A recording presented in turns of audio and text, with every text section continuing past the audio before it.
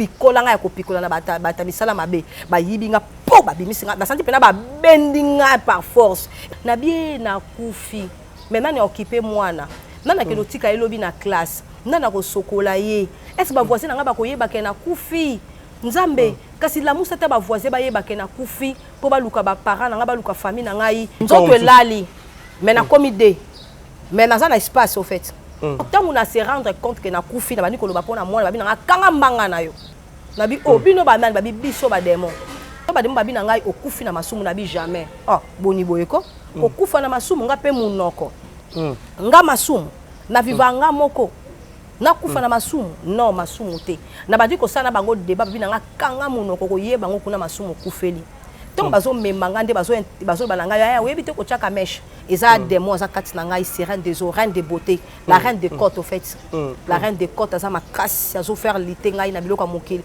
ao laksanga toujours biloko mokili na ko kato au fait alors tant bazwinga bakangi nga bazo traîner nga bazo kokanga baza gentil te baza arrogant insolent impoli bayozo ya solo bazo simbo na maboko na banga solo na bango d'abord zo étouffé yo bayaka na solo po ba étouffé yo bazo étouffé yo zo ko mela solo wane ko boma yo moko kufa te ta wana batu bakufa asute to bazo ko kumunanga bazo memanga na nzela na bango bazo traîner makolo nange zo diembe bo memanga malembe kanga munoko ba zaka kanga munoko ko yeba yo kanisa ko zaka servant de Dieu ko yeba ngonde kuna liboso na sima me ba o basiminga baza mibale ko to mata na espace ngo mu pepe ya mabezo beta biso peda ota vamoko violent ezo beta nga melongo na bi malembe bosala malembe me pe me komaka mokuse nazo bunda force moko zo bien aimé to kufana Yesu ko na bunda ki pona zaki muta masumo fait nga ba ko mona na sala nzambe mena na biloko ezo refléter nga image ya muta sala nzambe te me pe me komaka mokuse nazo bunda force moko zo bien aimé to kufana Yesu ko na bunda ki pona zaki muta masumo fait nga ba ko mona na sala nzambe mena na biloko ezo refléter nga image ya muta sala nzambe te mba moto bise kominare nazo mona na kiti ninga bat bakiti makona nga pe kiti na kati si pe prince toke marché nzambe pe na tiki ninga na komi pe na tuti yo sentir ngate nga bien nzambe makamni no vivre nazo ganga me muto remarquer ngate pendant que na komi bongo eza témoignage wana ezo leka moi ça nazo loba na longola kazemi bakotsanga fourchette na sena nga basi ba bendanga ba trompe nga nazo ganga siko à travers bankambo nazo yoka na matoi na komi ko vivre en deux na kabwani na tobola ka biloko matoi bazui soki pince ba toboli nga na koganga mais muto yoka ngate nazo subir douleur na nzoto na nga o etikalaki mais muto yoka ngate na am na nga na nzoto na nga ezo subir on a chaka vernis ba pachenga soki nina acide na makolo na gangi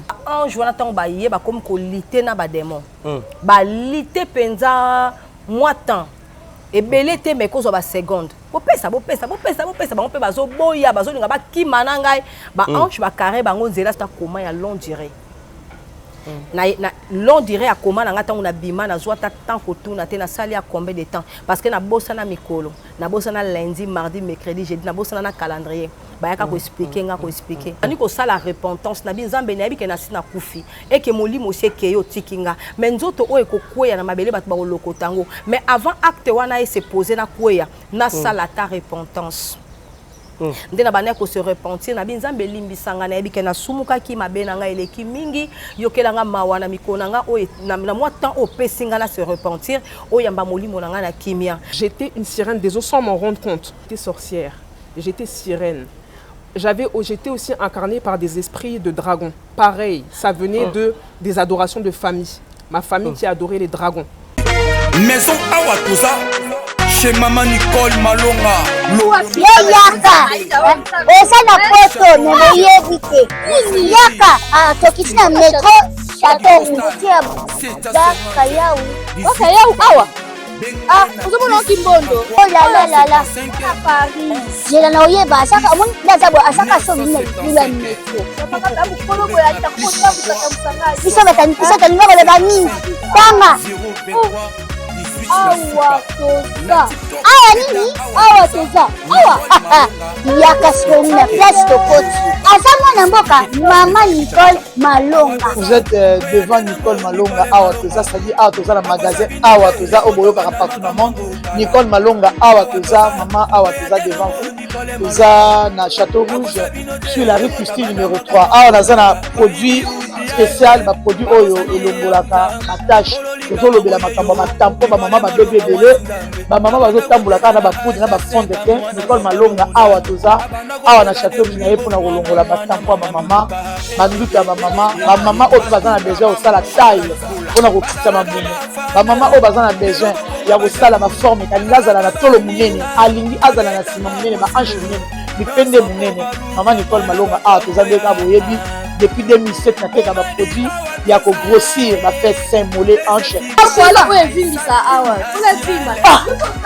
Non yo somona te eloko moto eloko evanisaka mabala eza mpona mibali ça grandit dimension olingi soko moni ekoki kotiki wana sino ekopasuka nakotela nakobongisa ezotraite telema vraiment nga mona aza victime na meki yango oyo bazobenga na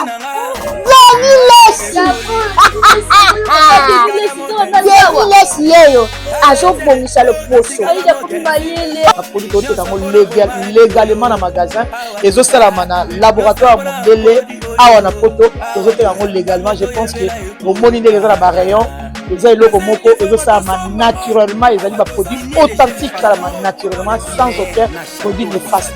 Voilà. Nicole Malonga akosa bino te ye moto abanda makambo ngo kala awa toza oya tenango Nicole Malonga. Shalom, shalom, peuple de Dieu de partout. Vous qui suivez cette grande émission, la radio chrétienne avec Yves Ipan, tous chrétiens de faux. La fin avec la série continue toujours dans votre chaîne Super Promo, j'allais dire Super Promo 243. Et pourquoi pas de votre grande émission, la radio chrétienne. Voilà, nous sommes déjà avec une servante de l'Éternel, Maman Dorcas, la faveur, tout ça, awa. Togosolola, à Otibongo, Mboka, Yami Kiliapoto, donc en provenance de Paris, hein, je crois bien, à Otimi Kiliapoto, à Zanabiso Awa, à Ekaka, pour na Mosala Natata. Alors, tout retourne, il y a tant de questions. Nengenini, Andimaki, Nzambe wana la sauveur aussi, son maître, et puis Nini Oizali Matal, c'est pour Nzambe, ou Atal Sakaye souvent par rapport à Banana Nzambe. Voilà. Maman Dorcas la faveur, shalom, shalom. Shalom, papa Yves. Bonne année 2025. En tout cas, bonne année 2025 à tout le monde qui nous suivait de partout dans le monde entier. Amen, ça c'est bien.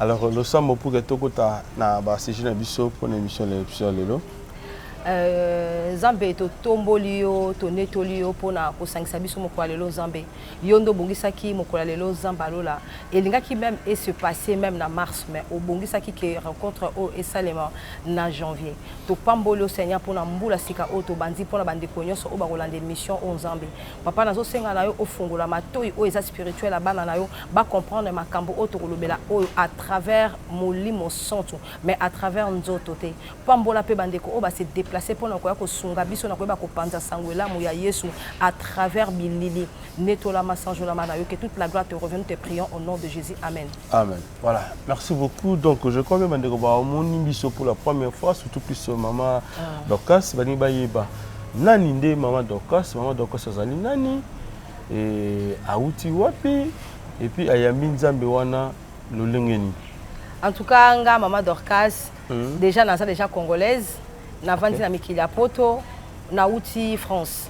Na outi France nde na meme message oyo déjà bande comme sou ba pesaka mais ezana batebele plus bazwaka ngo na ndenge moko ya doute bazwaka ngo na ndenge moko bazota la rang social au fait baota la rang social bazomona non tant mususu mutu oyo azoloba kaka tika loba yango zo senga vraiment fo Nzambe a inspirer rappeler bato bazana mikili ya poto bato bamona lokwa poto eza paradis hein.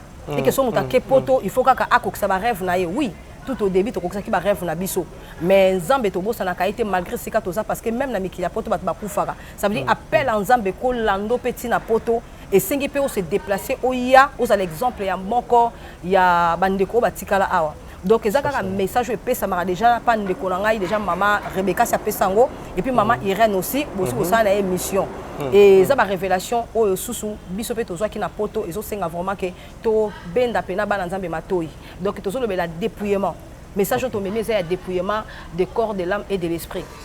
Dit besoin dans 1 Thessaloniciens chapitre 2 le verset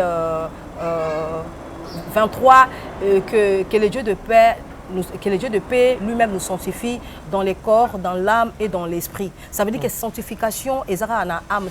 Sanctification est à l'âme. Ils ont reflété l'image extérieure au fait. Tant que l'image extérieure est bien, nous avons un exemple habitable. Bitabe aussi bandi déjà ko beba to ko bango na poso na yango eza na nzela poso ndo ko découvrir que fruit wana eza sous malamu te ozo mona poso nango comme ko changer comme ba tâche ozo ba ke kati ya moto eza mabe ça veut dire que pour te découvrir kati eloko photo bango libanda na yango yango lo moni nzamba lingi libanda na biso za ya ko petolama libanda na biso epesa image moko ya malamu alors nga appelle na ngai beaucoup plus nazaki nanga toujours une chrétienne. En tout cas, je n'ai pas limité pour nous et si quand Nzamba Zwinga, na une église à louange, na servi Nzamba pendant 10 ans. Parce que l'église à louange où a passé un gala, c'est ça vraiment église à formateur. Église à formateur, on a appelé tout chat mbete na kata Kinshasa, et une église moko forma kaba serviteur te. Na uchi kuna ki formé kuna, mais le lenge nanga ya bo moi sinde bana ki ko tia limite na Nzambe. Comme la Bible dit que je connais mes brebis. Elles attendent ma voix et me suivent. Ça veut dire que tout ça va chrétien biso nyonso. Mais tant que yo karambela nzambe za bato ba landaka na ba balanda raté. Ça veut dire moi je fais partie de brebis de Dieu. Oyo azol longolanga ne ba benga ngo église ba voix large. Où tout est autorisé. Aux nos chrétiens. Mais au coup faut qu'il fait parce que nous c'est ça autorisé. Bazo te ya yo maté ya lo la te bazo te yo prospérité. Okobonga, okokende mupoto, okozala boy mais kuna baté ya ngo plus te. Mais to zaka basé te na maté ya lo la. Alors Nzambe tant azo salanga appel azo longolanga na bisika wana parce que so pesanga vision en fait vision azo pesanga zo senga tena travailler l'église et senga fona za bon na ko benga ngo leadership te maintenant za la visionnaire en fait. Bah voilà et yango ce que ça là qui appelle nangai il a fallu vraiment na se retirer na se dépouiller et ceux qui na koloba moké na bandeko dépouillement et banda kingai na témoignage moko ya sœur moko linda kufa azana Nigeria.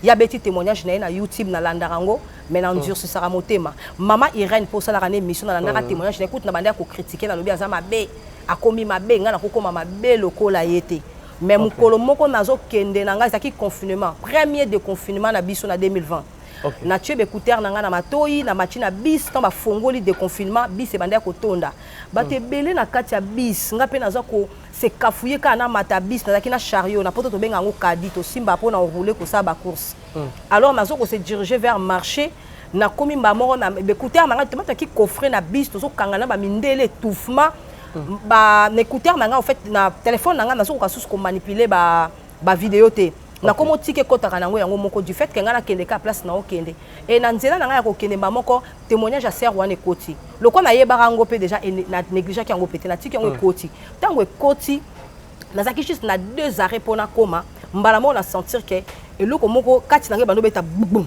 on de motema na nge so beta nga porte suko nazo linga na senga secours abatna ba na ça la crise mais malobeki minga na monoko. Non, non, ça crise, aidez-moi. Maintenant, directement, moi, on a senti, et là, on a bimi. Donc, bimi, na tika li pepele. Na moté, na ba pensée, na naza. Mais na ma loba, na ma casse, na naza, souti, na bi, oh, phénomène, nous, les canavi, na ngai. Mbamoto, bi, c'est comme une arrêt, na zo mona, na kiti, na kiti, ma konanga, pe kiti. Na kati, si pe prendre, stocker, marché, bateau, bazo, landanga, na poto, ils ont marché à Vitry-sur-Seine. Voilà, Vitry-sur-Seine, un département à 94, il y a Val-de-Marne. Voilà, pour la bande de Koba à Paris. Donc, on a marché à Vitry, ils ont mercredi, ils ont sous samedi. Bon, mercredi. Alors, bien aimé dans les seigneurs, on a quitté, on a quitté, on a commis un marché. On a commis le bain, vu qu'il y a des bébés, il faut pas s'engager en fait. Phénomène, les canavis, on a côté à mon côté. Il faut une intervention. On a comme mon papa Yves, on a dit qu'on pousse, on a pas na yo. On s'est dévié. nakola bape tika ngai nakomisa molimo santo tika ngai nazokufa bato bazomona te nabi na okoma wana nakoma otiaki te ti na okoma pa moto oyo namoni mpe na motu nabi na okoma wana mona moto aosomba bia oteka na ye mpenza na tuta yo osentir nga te nzambe mpe natikini nga nakomi mpe na tuti osentir nga te nga bie nzambe makamni na ovivre nazoganga me moto aoremarke nga te na bie nakomi isole na okufa bosunga ngai na okufa bien aimé mokolo yango tosomba te zwa problème na satan nzambe aodelivre me na nzambe te appel na ngai yango wana problème appel na ngai eza na moto ya mokili te appel na ngai eza na nzambe na komi paralysé loboko na nga malile loboko moko na manteau parce que totambola maboko na poche loboko moko na manteau pona okima malili loboko moko na simbi chariot mais na tikali immobile na makasi na nga moko na kofongwa loboko na nga te na tika kadi pe na makasi na nga moko na kobimisa loboko na nga na poche te na komi lokwa kizengi na komi lokwa kizengi na lekisi bongo pendant 1 heure du temps poto kende lombango 1 heure du temps lekeli nga bongo maya misu na miyoyo parce que poto za malili miyoyo ezo kito ya malili faut kolongola rango na papier bato baza na poto boyebi malili na biso ndenge yaka na miyoyo maya misu to kita miyoyo ezo kita na komi salite ne longi me mutu mota koloba nga madame ozolela nini madame ozoganga nini nazoganga bato bazoyoka nga te bazomona nga te papa nzamba isolenga tant tolobaka nzamba existera pour de vrai na bandi ko kendeka na bandi ko ba nzambe na comprendre si obominga en même temps na bosani une partie pendant que na komi bongo eza témoignage wana ezoleka moi sina zoloba na longola kazemi bakotsanga fourchette na sena nga basi babendanga ba trompe nga nazoganga sikoyo à travers bankambo nazoyoka na matoi na komi ko vivre en D na kabwani dans temps ozo landa vidéo wana na kati nazo subir punition na âme na nga ekendaki OK nazo subir des vies na kabwani nazo vivre makambo ezoloba nazo mona ngo ekomi nga OK mais na mokili pe nazo mona nazo tambola mais bato bazo kipe ngande te naza isolé sikoyo naza o bazo loba kuna zo gangisa nga na nzoto nanga awa mais muta ko sunga nganda zate OK na tobola ka biloka matoi bazui soki pince ba toboli nga na koganga mais muta yoka ngate nazo subir douleur na nzoto nanga o etikalaki mais muta zo yoka ngate na âme nanga na nzoto nanga zo subir on a chaka verni ba pachenga soki nina acide na makolo na gangi on a lataka ba chaînette bakangi nga singa bazobenda nga na kingo nazoganga donc soki boza na tembe boluka témoignage ya sœur Linda aza nigérienne betaka ka témoignage de l'enfer de la sœur Linda aza nigérienne a témoigner en anglais mais ba pasteur ba interpréter en français et ça témoignage à kala vraiment mais sungi batebele c'est à travers de ce témoignage là vraiment que nga nazala qui saisi bongo et que ça livre vraiment que tant témoignage na esili peu ubela kana ngote tant esili nga na tikali ka kizengi nazo zonga te siko na eko zonga ndenge nini na bandi ko sala repentance na binzambe na yebike na sina kufi eke molimo oseke yo tikinga mais nzoto o eko kweya na mabele bato ba lokotango mais avant acte wana se poser na kweya na sala ta repentance ndena bana ko se repentir na binzambe limbisanga na yebike na sumuka ki mabena nga eleki mingi yokelanga mawana mikona nga o na moi temps o pesinga na se repentir o yamba molimo na nga na kimia na bandi ko senga bolimbisi na ko senga bolina o lela na o senga bolimbisi e ko sala ke na yeba ki teke nzoka na sina zongi kande na komya biloba loba na o sala ka biloba loba nga donc suna tie nzambe bat ba yokinga OK à peine na zongi na mokili bat ba yokinga ba gangelinga ngasko na sepeli nde baganga na bien na zongi nzambe merci na zongi mais ba comprendre pourquoi non ça la bon pona outi musika OK et maintenant na tikali ka na position na nga kizengi parce que visitation comme ça bongo na tikali kwa kizengi na otambola papa na somba te na bimana mbongo ya nzambe tembete tangu na yoki bongo na ataki pantalon na komi ko luka sikoyo bisika ni na komo natali puta na longola parce que na outi déjà en faire Fongala se débarrasser à Tembete na 2020 premier confinement na zo ba sous moité entre ce baby premier déconfinement na biso ya 2020 ya poto bokomi date na commentaire ezande ngande muna bana ko sibira ngona déconfinement ya liboso to uti ko sibi confinement liboso soko to ba déconfinement ki biso wato sa biso belé posaka to kende wenje poto mona wenje kala to mona libanda kala OK alors bien aimé et comme lingai na bandi ko yebisa nzambe sunga ngai na bimane lokoyo sunga nga na bimane lokoyo zongi sanga normal mais na omona na komi faible lokola ki zengi nazo ko retrouver sous vraiment ngate nde na komo luka maputa na komo luka maputa na longoli biloko matoi na nzela na longoli moi chaîne ba bracelet na lataki na tiki pe vernité ponga d'abord na vie chrétienne na notre ka base donc on pena vernité ka base na ubina keluka na kelongola base na ndako na longoli moi biloko na kina on pantalon zo kanganga na moi le quoi pantalon zo sanga na normalité te na comme ko luka bato bateka maputa malheureusement na période de Mali maputa za raté na lobina luka ta bato bateka ba métrage mais na koma ki trop ki zengi au fait na komi na ralenti na komi le quoi paralysé le quoi la ralenti na zo batena se diriger wapi orientation pena bo moto e le moi ki ngai nde sala ki ke na ndo nzambe kasi sunga ngai na ye bata arrêt place ezali pona zonga sunga ngai orienté makolo na nga na arrêt tant na komi ko senga ya ko senga donc na bise sunga nga na kende vers arrêt nde asungi nga na ke na arrêt tant na komi na arrêt bis ye na ko mata te na zaka bon même si nzambe sunga nga na mata bis asungi nga na tambolo kwa robot na mati bis e komi na arrêt na nga 2 arrêts kaka na kiti papa na ndako mobile na nga yebi lo côté nazo yaka na nga kalo kwa kizengi nazo yako lobaka nzela nzambe na ndimi na kolongola nyonso tant na komi kana ndako na sengi nzambe makasi na matescalier poto wana sincère te nzamba pesinga makasi na matia sincère tant na matescalier tant na komi pa na nga na 4e étage na yebisi nzambe pesanga makasi na sonner interphone naza na clé na nga na komi lokola zoba tant na soni mba na nga bi wana na nabi ngama ozana clé na bi ya ko fongola mais po na bi ya ko fongola bungisi clé ya ko fongola tant a fongoli nga na yebisi mama ko pesanga liputa bipo na bia pesanga liputa ozoba makambe zo leka te pesanga liputa liputa me kota makati na bia pesa liputa liboso ya porte ndaku na nga na longola pantalon na ina tika ngo libanda mbali na nga zionga bi chata na kati a peut ko empêcher ba voisin ko déranger bango problème ngo eza nini na bando ebisa na lobi nzamba visiter nga na utili felo abina ndenge na bia papa o comprendre tes phénomènes nanga na muto nga na ko lelela te na muto na ko yebisa te za pasi na nga likamu na ngai loko yeli ote na ko expliquer yango te mais malembe nde na longolaka papa biloka mokili bande ko nga to kangama na biloka mokili même ata nzamba visiter eza facilité pour na ko se débarrasser malgré visitation wana nazaki na ba fantaisie ba sac à minene OK nazalaki na ba chaussures à talons mingi ba marque ba Guess parce que nazaki le quoi na makolomique 37 nazana ba dégriffer nanga parce que na poto chaussures à cher ya Guess donc mi ko sarate ba te ba la tarizaka nango ba turcu alors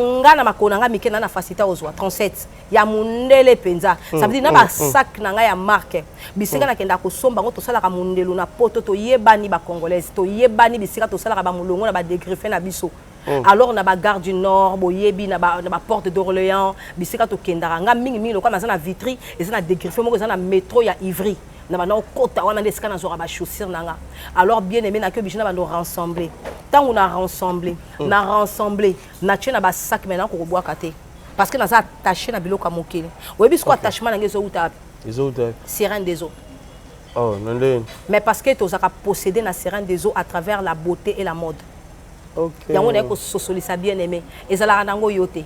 Tu mi mona ko lataka wana okendaka na miroir ko zo denda bo ezaka sirène des eaux. Tu mi mona ko kangi suki fo beta bo ezaka yote ezaka sirène des eaux. Beauté, beauté na mode des sirène des eaux. Na longoli déjà maintenant ko katé. Alors petit à petit nazo na se retrouva ki na monde moko isolé o nazo yeba ko lataté parce que na yeba ki na ko lata beauté le na comme ko yeba ko maîtriser na koma ki lokwa mutali boma alors na bade komita na miroir nazo lela na binzambe biloko na nga pena yango na osande nini na bisi nzambe tikela nga te localité le Seigneur m'a dit non alors boye ba pourquoi localité était voilà mais avant tout maman Dorcas et ça va ne ko la biso ba yeba en fait nini ezaki combat preuve convaincante et convaincant kio olobake ezali biloko matoi ezali pantalon ezali ba boucle d'oreille ezali chaînette ezali mèche nde salaki ke nzambe a visité yo comme lokola folle devant tout le monde na et pas wapi okendaki marché voilà na obandana nous avant wana depuis moi wana ya na ba ezaki na ba 2000 je dirais 2000 moi na botam na 2012 donc je dirais azaki na 4 ans na 2016 to lala na mwana nazaki combattre l'esprit des morts na kufi penza na kufi pena mais tant na kufi ba ko zonga pa ba démon et ça même na lali pa na butune za mutaki machine na mbeto lali mais na senti maintenant cet esprit de mort mutu so azo kufa za amo mutu kabona atanga kabona tchaka bug ndenge na yoka ki na bis na ki bug après na senti force moko bimi siko nga ba yiba kinga omoni mutu azaka kufi asambelaka diable azo linga précipiter ayiba yo po ba bonde la pona yo te po secourir za la te nga ba yiba nga ba pikola nga ya ko pikola na bata misala mabe ba yibi nga po ba bimi singa na senti pena ba bendinga par force et cause la paix ba vanda ki ba osala ben captation ben vocation et réussir allez ba bimi singa na amna na njoto nanga tangu na bimi na moni mwana lali eloka bosina lo baki na bi to muta kufi ayebaka na bi na kufi maintenant ni occuper mwana nana ke lotika elobi na classe nana ko sokola ye est-ce ba voisin nga ba koyebaka na kufi nzambe kasi la musa ta ba voisin ba yebaka na kufi po ba luka ba parents nga ba luka famille na ngai ba yeba nde ba osa pona mwana mais bien mettant to kufaka nzamba sala biso ka grâce tant na mokili soto soto kabwani ato bani ko se poser ba question sans la réponse te et pendant ce temps na yeba kite ba nani ba ekozwanga mamona moni ba bina yo et tiraki nzoto elali mais na comité mais na un espace au fait dans un espace na ça pepele au fait nzoto on les a pepele o etikali na suna possession na ngote mais na yebi ke na kufi au fait miliwa ba yebisa moto te et ate lokola soko bota mi fa yebisa yo ko après be soko bota maki liwa tango kufi lobi na kufi moto sa kufi ya tuna bato so ba beta témoignage ba kufa a yebisa ke tanga kufa ki azaki na connaissance ba que je suis morte vous voyez que je suis morte et c'est comme ça que na bane ko se plaindre pour na moi na mes solutions ezate tout comme de bomo na maman nyo so kufa papa so kufa le la ba na ye moto nyo sa le la ba na ye so kufi bien aimé louer za passe on ezaki deuxième espérance dans liwa première espérance dans ezaki na wucho la Kremlin bicetre na Paris na banaki ko kata pe motema parce que esprit de mort e banaki ko combattre nga na banaki ko kata motema avant na kine comment mais na banaki ko lela mwana ça veut dire mo so bota so ko lela mwana parce que so ba médecin na ok na kangi ba médecin na bi na okende mwana za maternité mwana za ko parent nyonso akufa lela mwana na peso conseil yo mto yebi orphelin mo boye kanisaka pasi ya bana wana parce que maman mo ta kufa lela bana te na espérance na deux fois na lela mwana kufi deux fois au sécurité deux fois ya liboso na kufa raté na banaki ko kata motema nde ba sauvanga ba kotsanga na koma mais na yebi ke na lela mwana na so baka mwana botala mwana za na maternité na ute ko bota ya mi balende na kufi penza na monike na kabwani na am OK nde pena na monike mwana tikali ba meminga alors tant on a se rendre compte que na kufi na bani ko loba pona mwana ba bina kanga mbanga na yo voilà ba démon na bi obino ba nani ba bi biso ba démon bien aimé dans le Seigneur liwa ya muta mokili muta masumu za accompagner na cortège ba démon ya mwana nzambe za accompagner na cortège à lola nzamba tinda ba ange na ba kozwaye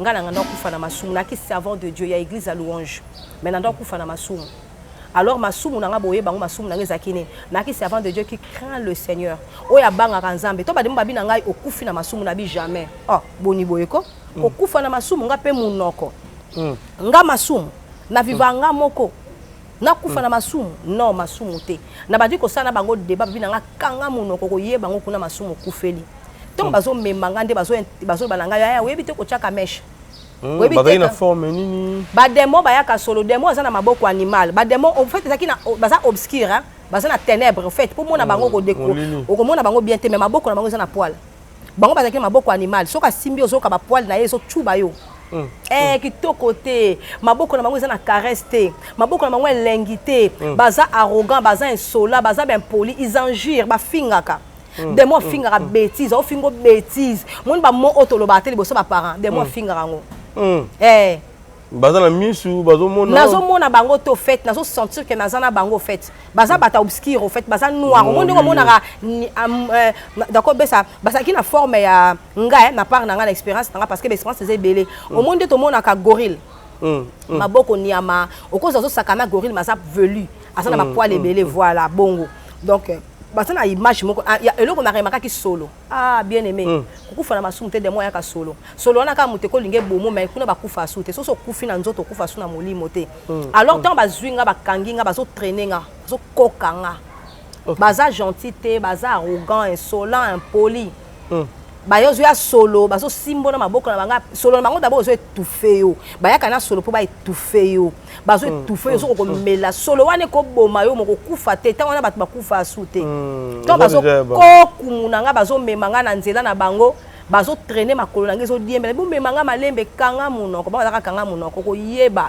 yo kanisa ko zaka servant de Dieu ko yeba ngonde kuna alors to ba memi nga na espace wana bazokende na ngai nde sali ke to banda ko mata mutu mutana expérience na ye jour musu pe na kufara na banda ko kita mais wanda kina o mata ça dépend ya expérience nga na banda ko mata parce que to mata na espace yango mu pepe ya mabezo beta biso peda ota vamoko violent ezo beta nga melongo na bi malembe bosala malembe boko yeba nga munoko naza na nzambe yo kanisi nga naza muta satanga naza na nzambe boko mema nga kuna munoko a modèle wana bazaki ba au moins ba combien ebele non bon on a tout ce qui est cortège on va simbinger ça deux personnes moko a mais na yibi ke baza accompagner pour liboso bisusu na mi cortège liboso na sima mais ba on va simbinger baza mi balé liboso bazali na sima be bazali c'est ça cortège au fait c'est ça cortège et ça bitumbati bibezo na biso tangu Moïse akufi Satan atindi ba démon ba ko récupérer nzoto na ye ba yaki ebele.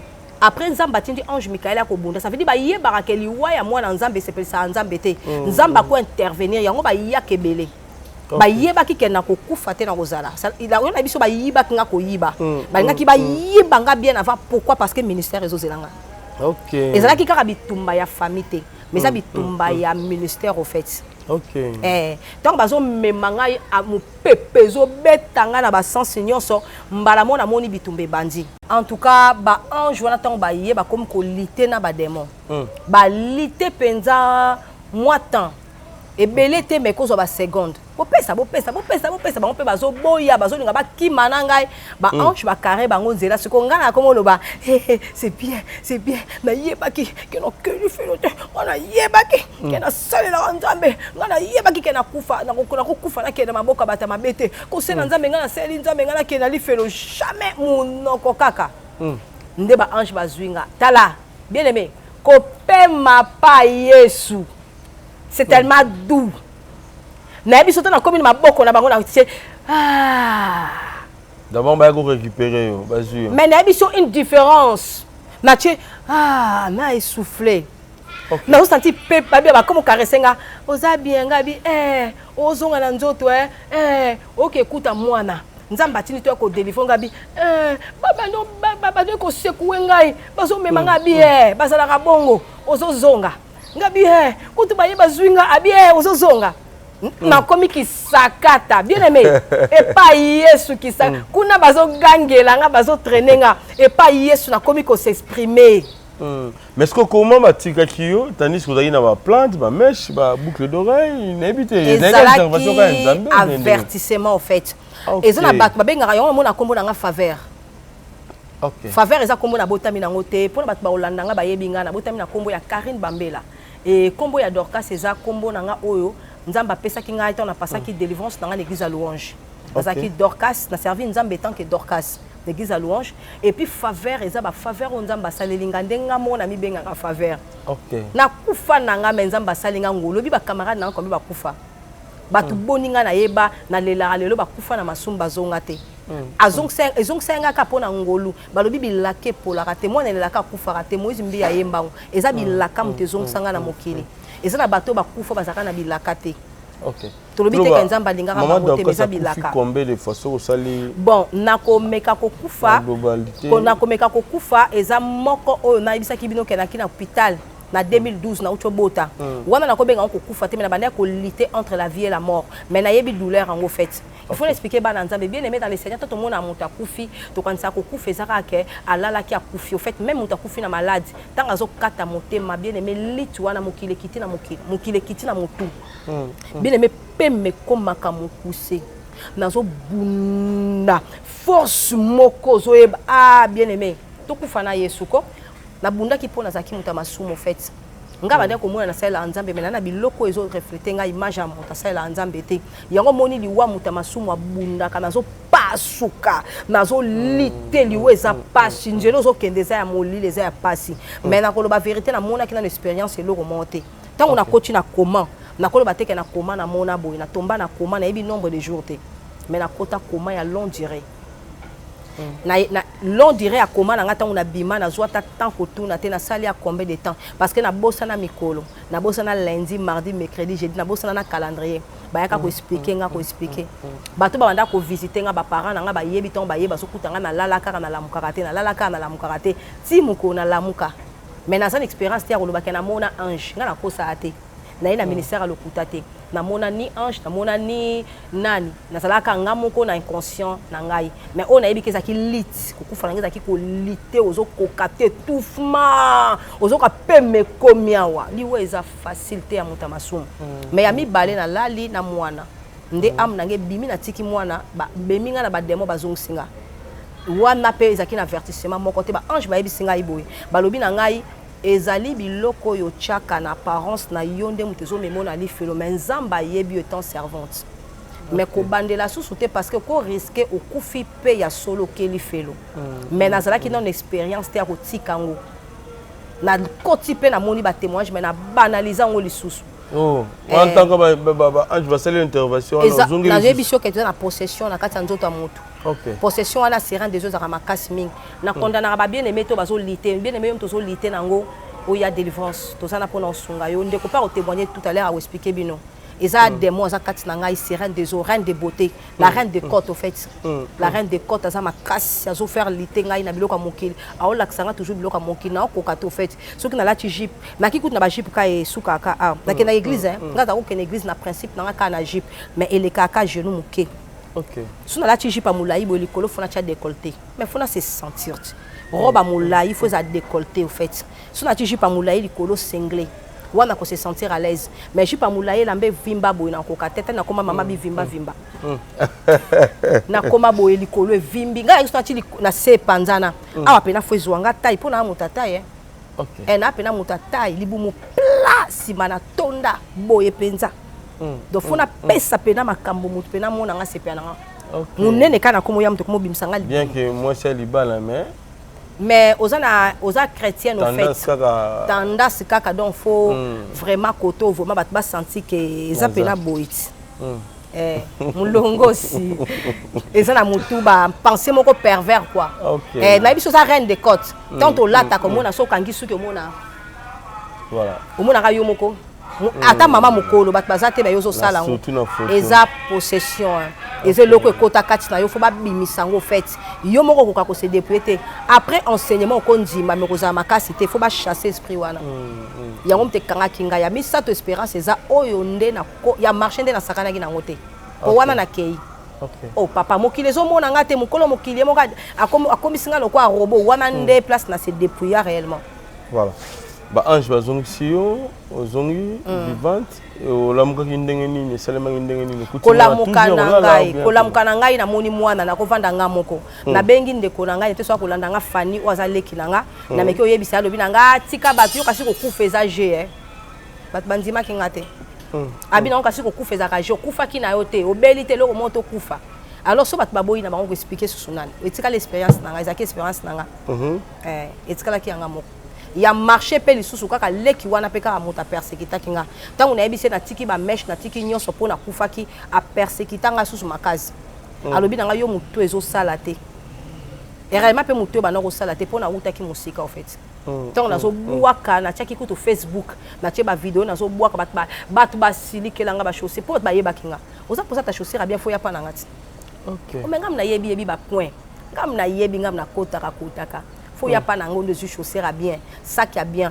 aimé dans les seigneurs na lingara pantalon d'une makas ngai na sakina otaka ba pantalon diesel pantalon ya Tony Hilfiger na sakola taka Levis ngaka ba Levis ba diesel Hilfiger na Guess na sakina sika na somba ngo alors nga na somba ngo ya mbata te original na kinara dégreffé na bana ko benga Levis mudieza nga osaka na tenga Levis mudieza keba kuna yo mudieza yo leki na ngaso ngo simba keba o mudieza ba simba te Levis na benga ke mbuta levi telaka tina niveau na surnommé pantalon donc ngande kolo mbuta levi kolo mudieza et o mudieza petit akataka pena ta mudieza te o mudieza o ser en crise mais keba na mudieza o leki nga na diesel te.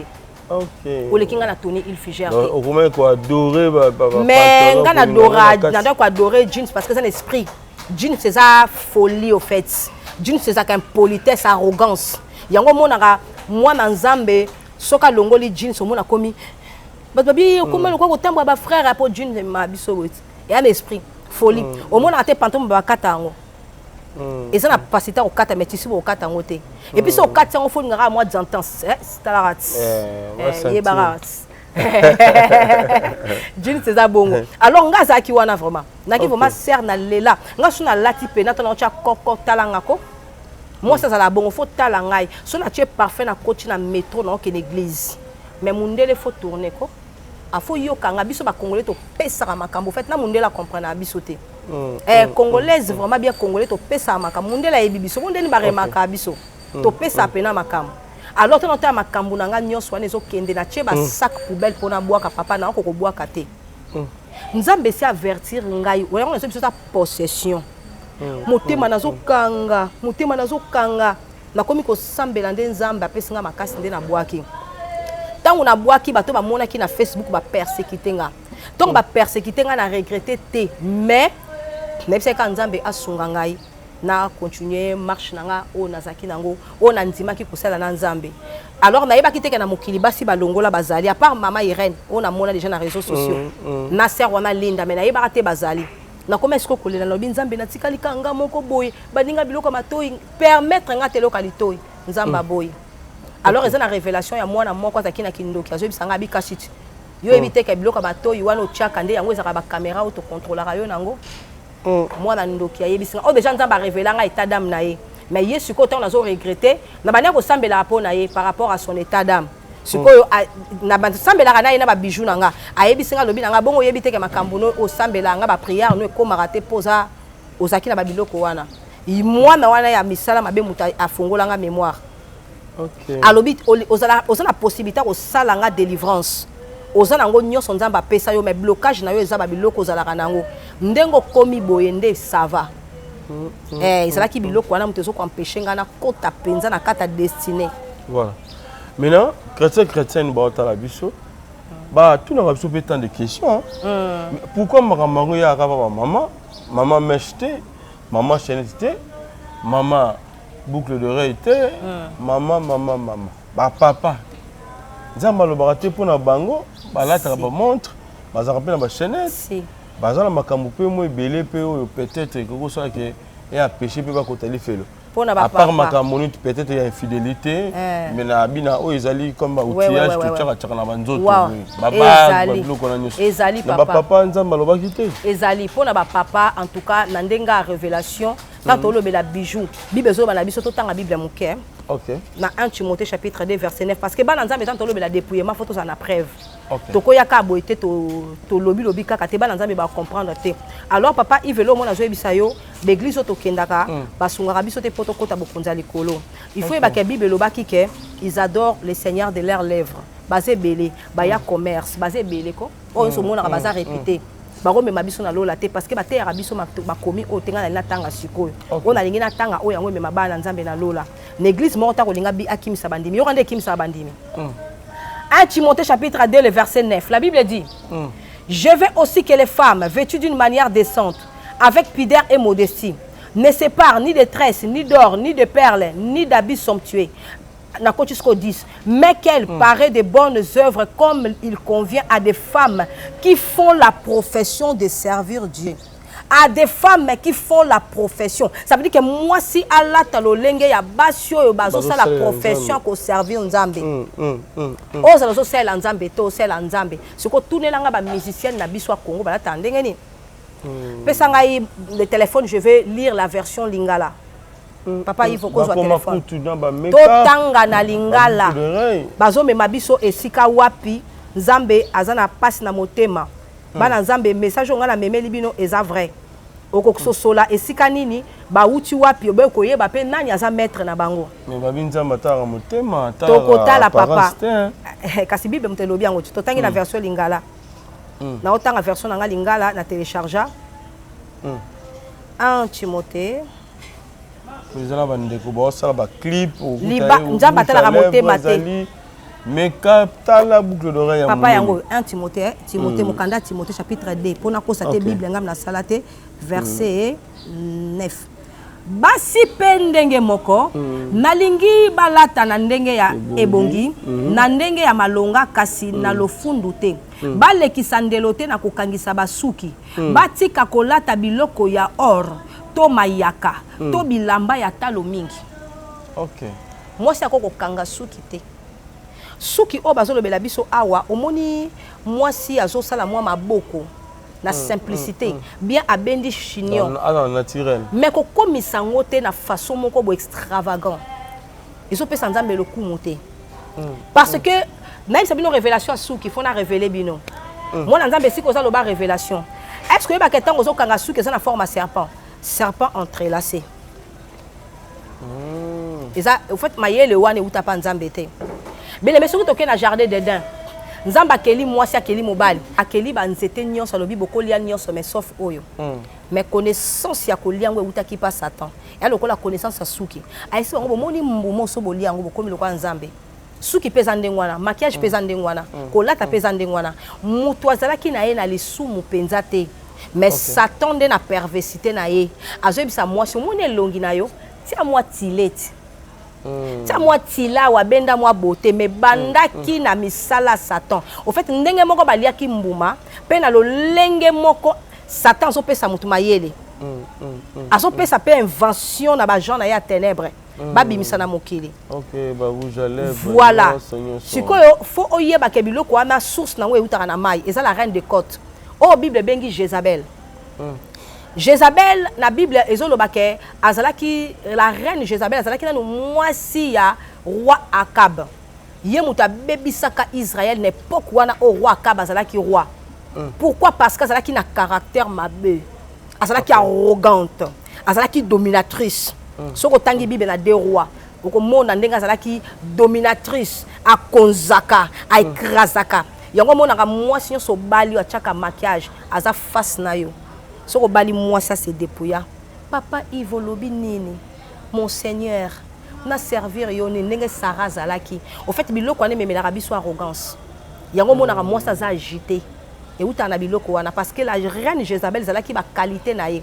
Lelo obi belobi na biso que Jézabel abanaki kotia ba phare à paupières. Pour être émission ça muku c'est autant à Bible zate. Soko tangi na livre ya na bosani verset chapitre 1 mais boluka histoire Jézabel betata na Google Jézabel et gobimsela yo chapitre 1 verset histoire de Jézabel au mona que Jézabel alinga séduire les sous deuxième roi o ya remplaçant qui Akab tango abimi na fenêtre Bible lobi que est séparé est séparé de ses cheveux ça veut dire qu'on séparé la cheveux ça bibaki cela na suki ça veut dire qu'on séparé ne sépare ni d'or ni de tresse qu'on séparé zali ko bakisa ko tia mungu na pilipili. Donc on dit ne sépare ni de tresse. Ça veut dire qu'il y a kata suki no obakisi. Ni d'or ni de perles. Ça veut dire qu'au bakisa te. Si kala kandengoza. Ce que Jézabel y a tué ba faire à paupières. Et ça maquillage. A bongisi pena miso et ça séduit se disant pour à séduire les sous roi oya kisima. Nde sali que roi wana a comprendre qui déjà rôle na étant roi wana yeza lokola nga na pouvoir. Président oyo to mwasi na ya domina ki batunga to na écraser. Roi yaki na pensé wana ko dominer. Yango moni atinda ba ko isaye na se abomaye a écraser. Voilà. Merci Maman Dorcas. Je crois bien chrétienne ba otala biso. Lilobore ko zanini. Na bandeko wana o bazo demeurer toujours. Na ba boucle d'oreille o bazo continue toujours aux anamon quand des bazara babi nzamba talaka na ye motema talaka na ye ba biloko na ta apparence te et ba le but de continuer mais pour tout le monde ba chante l'Éternel les belé surtout plus ya basi bazana bango kala kati ya mwana donc so ba yeba ki nzambe te ba linga ki jamais kozala na ba biloko wana alors nengo sona chrétien moko en tout cas côté wana na beti pe na tout à pena bordure nde ba lobaka bolanda bango te bolanda bango te vraiment parce que bango bazana ba alliance na bango déjà na ba pacte na bango ba sala soki nzamba lingi na beti opeli solo mbala sima émission sunga pe na banda koyemba eza moko ba musicien na biso azaka na poto na ki manager nanga angaka initienga apesanga pe mayela monde wana maintenant on a linga nzambe koleka ba plaisir à mokili succès wana ba lukaka bako benga mana bango pa nzambe mais na niveau ba komaka ezaka su nzambe te musique eza ya pamba te musique eza ya pamba te ko sala pe nzambe ya pamba pe zala susu te bato pamba na eza bato simanda ko bomona wana bango bata pamba aussi ya matibo eza su ya pamba te parce que bazana ba pacte na mo ba signaka alors Satan il m'adore de leurs lèvres. Il faut comprendre que badora na lèvres parce que bango baza basala nzambe batanga la Bible est changée te Bible tika éternellement. Alors pour na ba chant trop baza na connaissance te batanga 1 Timothée chapitre 2 verset 9, batanga 1 Pierre chapitre 3 le verset 3 et ce qu'on a dit ba omona na ko condamner bango te. Tango mosusu pe ba ya innocent pe bazali mais le ko la bate ya kabiso ba verset on a l'église te et ça là que bazangi connaissance à travers une mission o bazwa connaissance. Alors yo ko perdre bon mo ina yo te pour chanter la tarabongo. OK. To pasteur. Alors nana saka ba na nzambe soko yebi mama na yo, tata na mama na yo, ndeko na yo, na ba non basi. O ya kufa la taka meche ataka pantalon akenda lo laté. Soko yebi mosala nzambe moka la taka pantalon meche akenda lo laté. Bible zo lo ba que le Dieu de Père lui-même vous sanctifie dans le corps, dans l'âme et dans l'esprit. Ba kenda te. Chantre oyo yebi akufa. Mama moko yebi ka kufa la taka biloko wana akenda lo laté. Optuna nga motu ya moko pona bana mibal. Bana mibal faut ba se dépouiller na ba jean. Faut ba se dépouiller na ba bijoux. OK. Jean eza pantalon ou te ko lobanga eza même ka moi arrogance, même ka moi façon. Ça veut dire que sur la ta jean eza un esprit, eza na bilambe eza un esprit, eza na des moments accompagnant, eza lokola ba cuir. Bilamba yo sentara te que muto ça na Congo même congolais alingi cuir na sa moy. Parce que ça eza na possession en fait. Ba cuir eza na ba possession, ba jean eza na ba possession. Et beaucoup plus ba bazin les sous on ba bengo bazin riche. Au moins na te moi moko ataka bazin riche à l'olendo. En fait ça même loko ba création en sirène des eaux. Mais bâtisseur normalement lati boye mais mon bat l'impaté serviteur de Dieu. Et surtout babilo ko za na ba dessin belé to éviter ba benga ngo ba motif moni monde kilt azana ba motif nga azana ngo ba motif nyonso bala simana olakisa ba na nzambe ba koma ko tcha ngo na maputa ba tcha ngo pe na bilambo ezana ba dessin belé faut ça la attention pe na bilamba kombo wana yebi démon za simana ngote yango nde suko bala mibal faut ba se dépouiller pe na comportement ben nzambe bolo baka ndeni bolo belaka mesh ka te na lo belana comportement mais o ezaka passe ezaka libanda au fait mutu musako za la banga nzambe nenga na zalaki mais libanda na nga au fait to bongsa kati to bongse pe libanda en tout cas kabelo d'abord c'est l'esprit possession de quoi témoigner tout à l'heure boyoka ba possession tant qui délivrance et ça na possession à serpent et ça peut l'esprit des eaux. Na sala ka délivrance et délivrance c'est basé na serpent na sirène des eaux sur na activité ba image ba délivrance on na sala ka bomoni mwana mwasi ndenge azo ramper le ko la serpent ko kasa ko bazo manipuler mais azo sala ngo yemoko tu peux chasser esprit wana na zongi donc c'est un esprit à serpent ngaza qui délivrer l'esprit à serpent esprit à sirène des eaux à partir ba biloko wana mais lingo bateka yango eza origine uta na ngona ba famille o ba dora ba sirène ba teka biso ba livra biso mais yo moko po bakisi masumu na yo o ya bilatela na yo na biloko na o yo moko lingi ça veut dire ndeko moi soso yo kanga yo za chrétienne o lingo kendelo là il faut tika biloko wana pour so ko continuer biloko wana o keli felo vraiment ba témoignage bolanda papa Yves ya maman Irène to ya maman Rebecca eza lokuta te yango moninga pe na uti France na memeli bino message oyo alors na message on a memi na Kinshasa eza nzambe ndazo permettre ngake na me koyebisa basi ba se dépouiller et en plus bo ça attention na mangombe belé bazote ya sanctification te bazote ya kobanga nzambe te bazote yo prospérité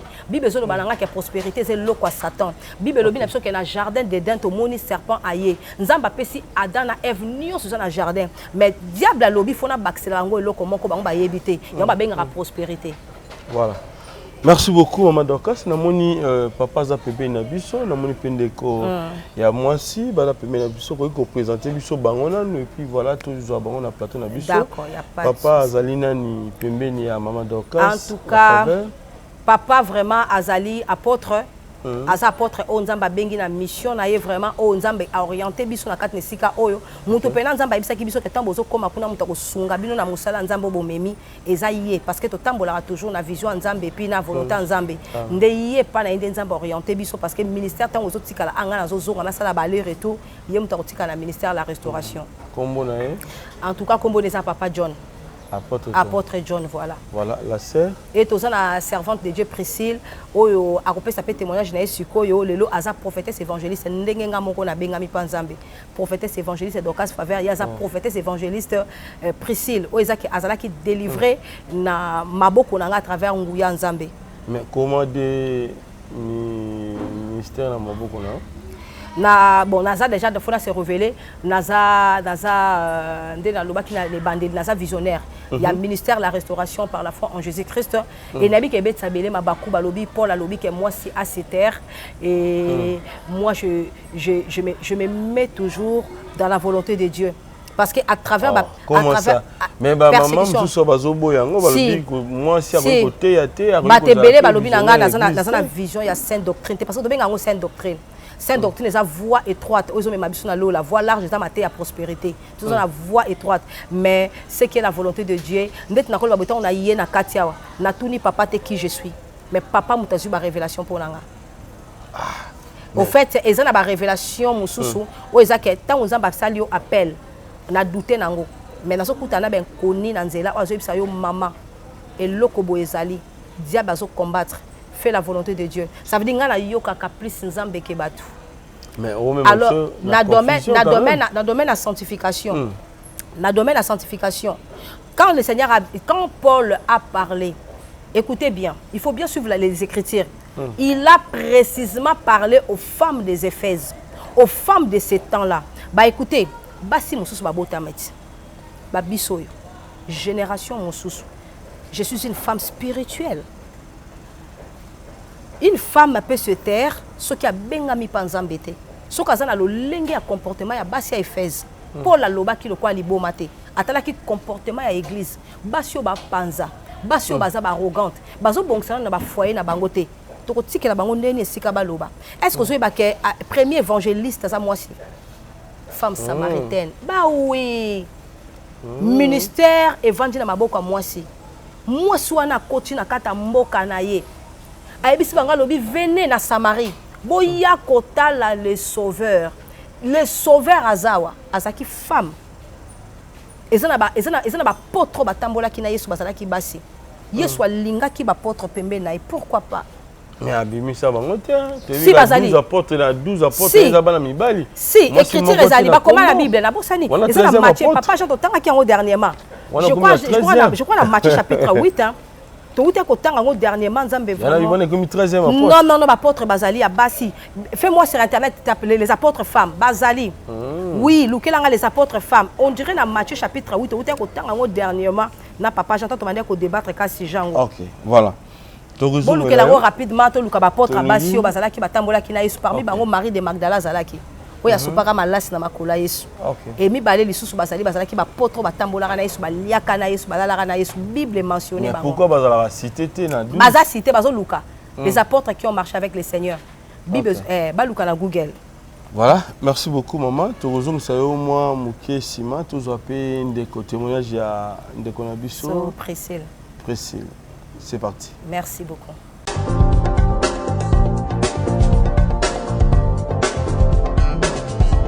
Pas question de vous tergiverser pendant vos longs et courts séjours à Kinshasa, la capitale congolaise. En famille, couple et singleton. Le meuble EMA met à votre disposition des appartements répondant aux normes internationales. Composés chacun d'un salon VIP, de chambres à coucher, salle à manger et salle de bain, ainsi que des cuisines tout équipées.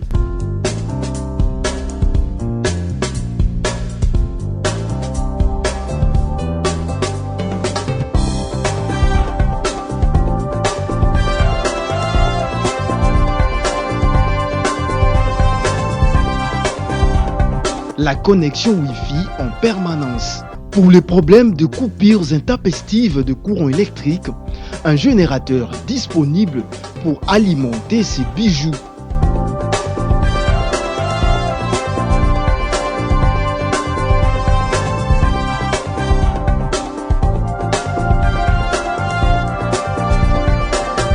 Notre adresse, avenue Balinga, numéro 9, Yolocide, commune de Kalamou.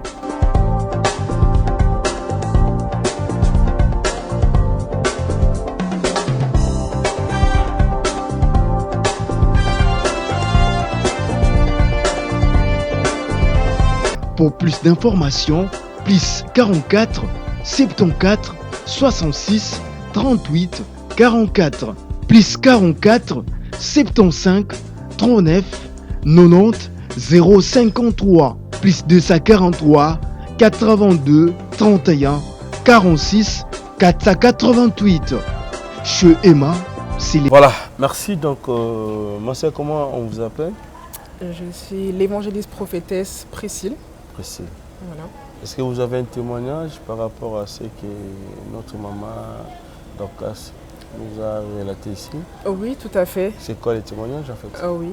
Donc je vais vous expliquer un peu justement mon témoignage, comment je l'ai rencontré, comment j'ai été aussi puissamment délivrée par le Seigneur Jésus-Christ au travers de sa servante. Ok, vas-y.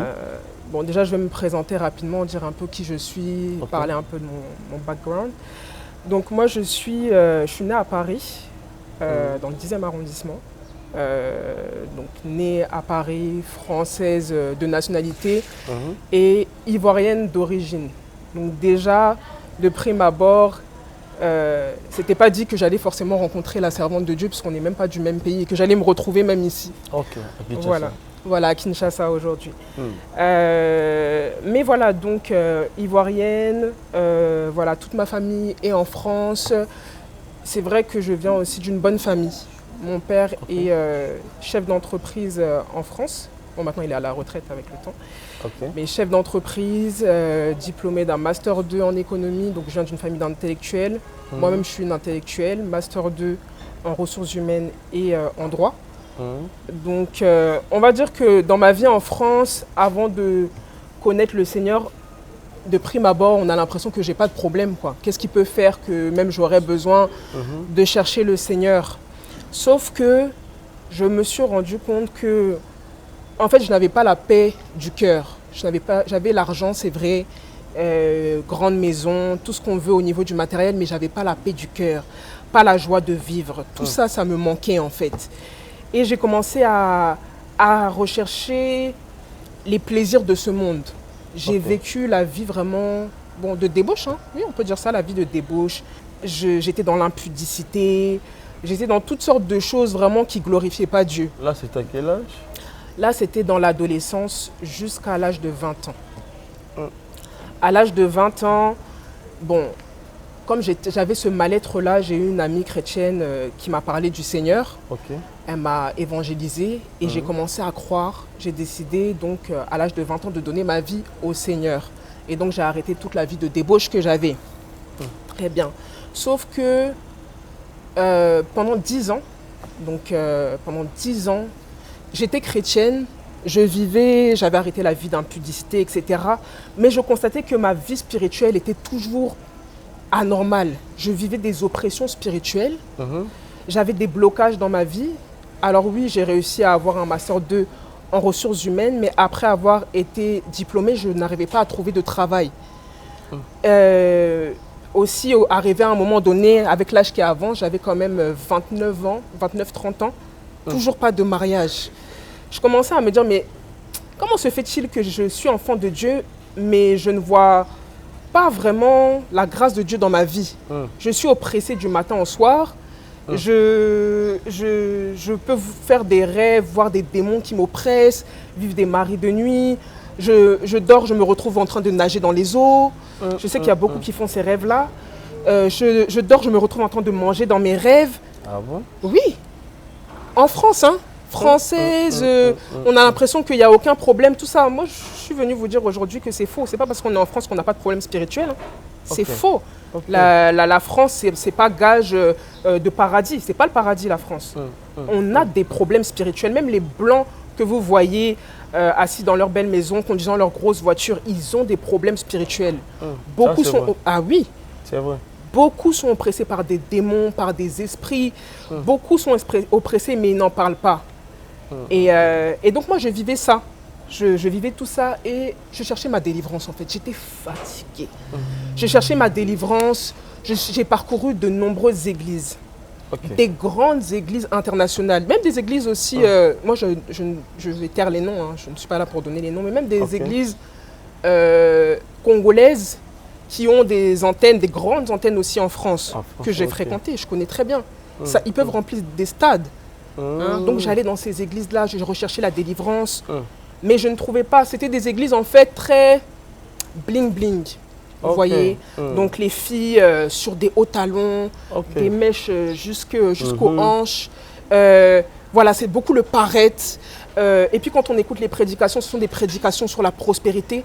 Mais en fait, moi, j'avais envie de leur dire, mais moi, je viens m'asseoir dans votre église, j'écoute vos prédications. C'est bien.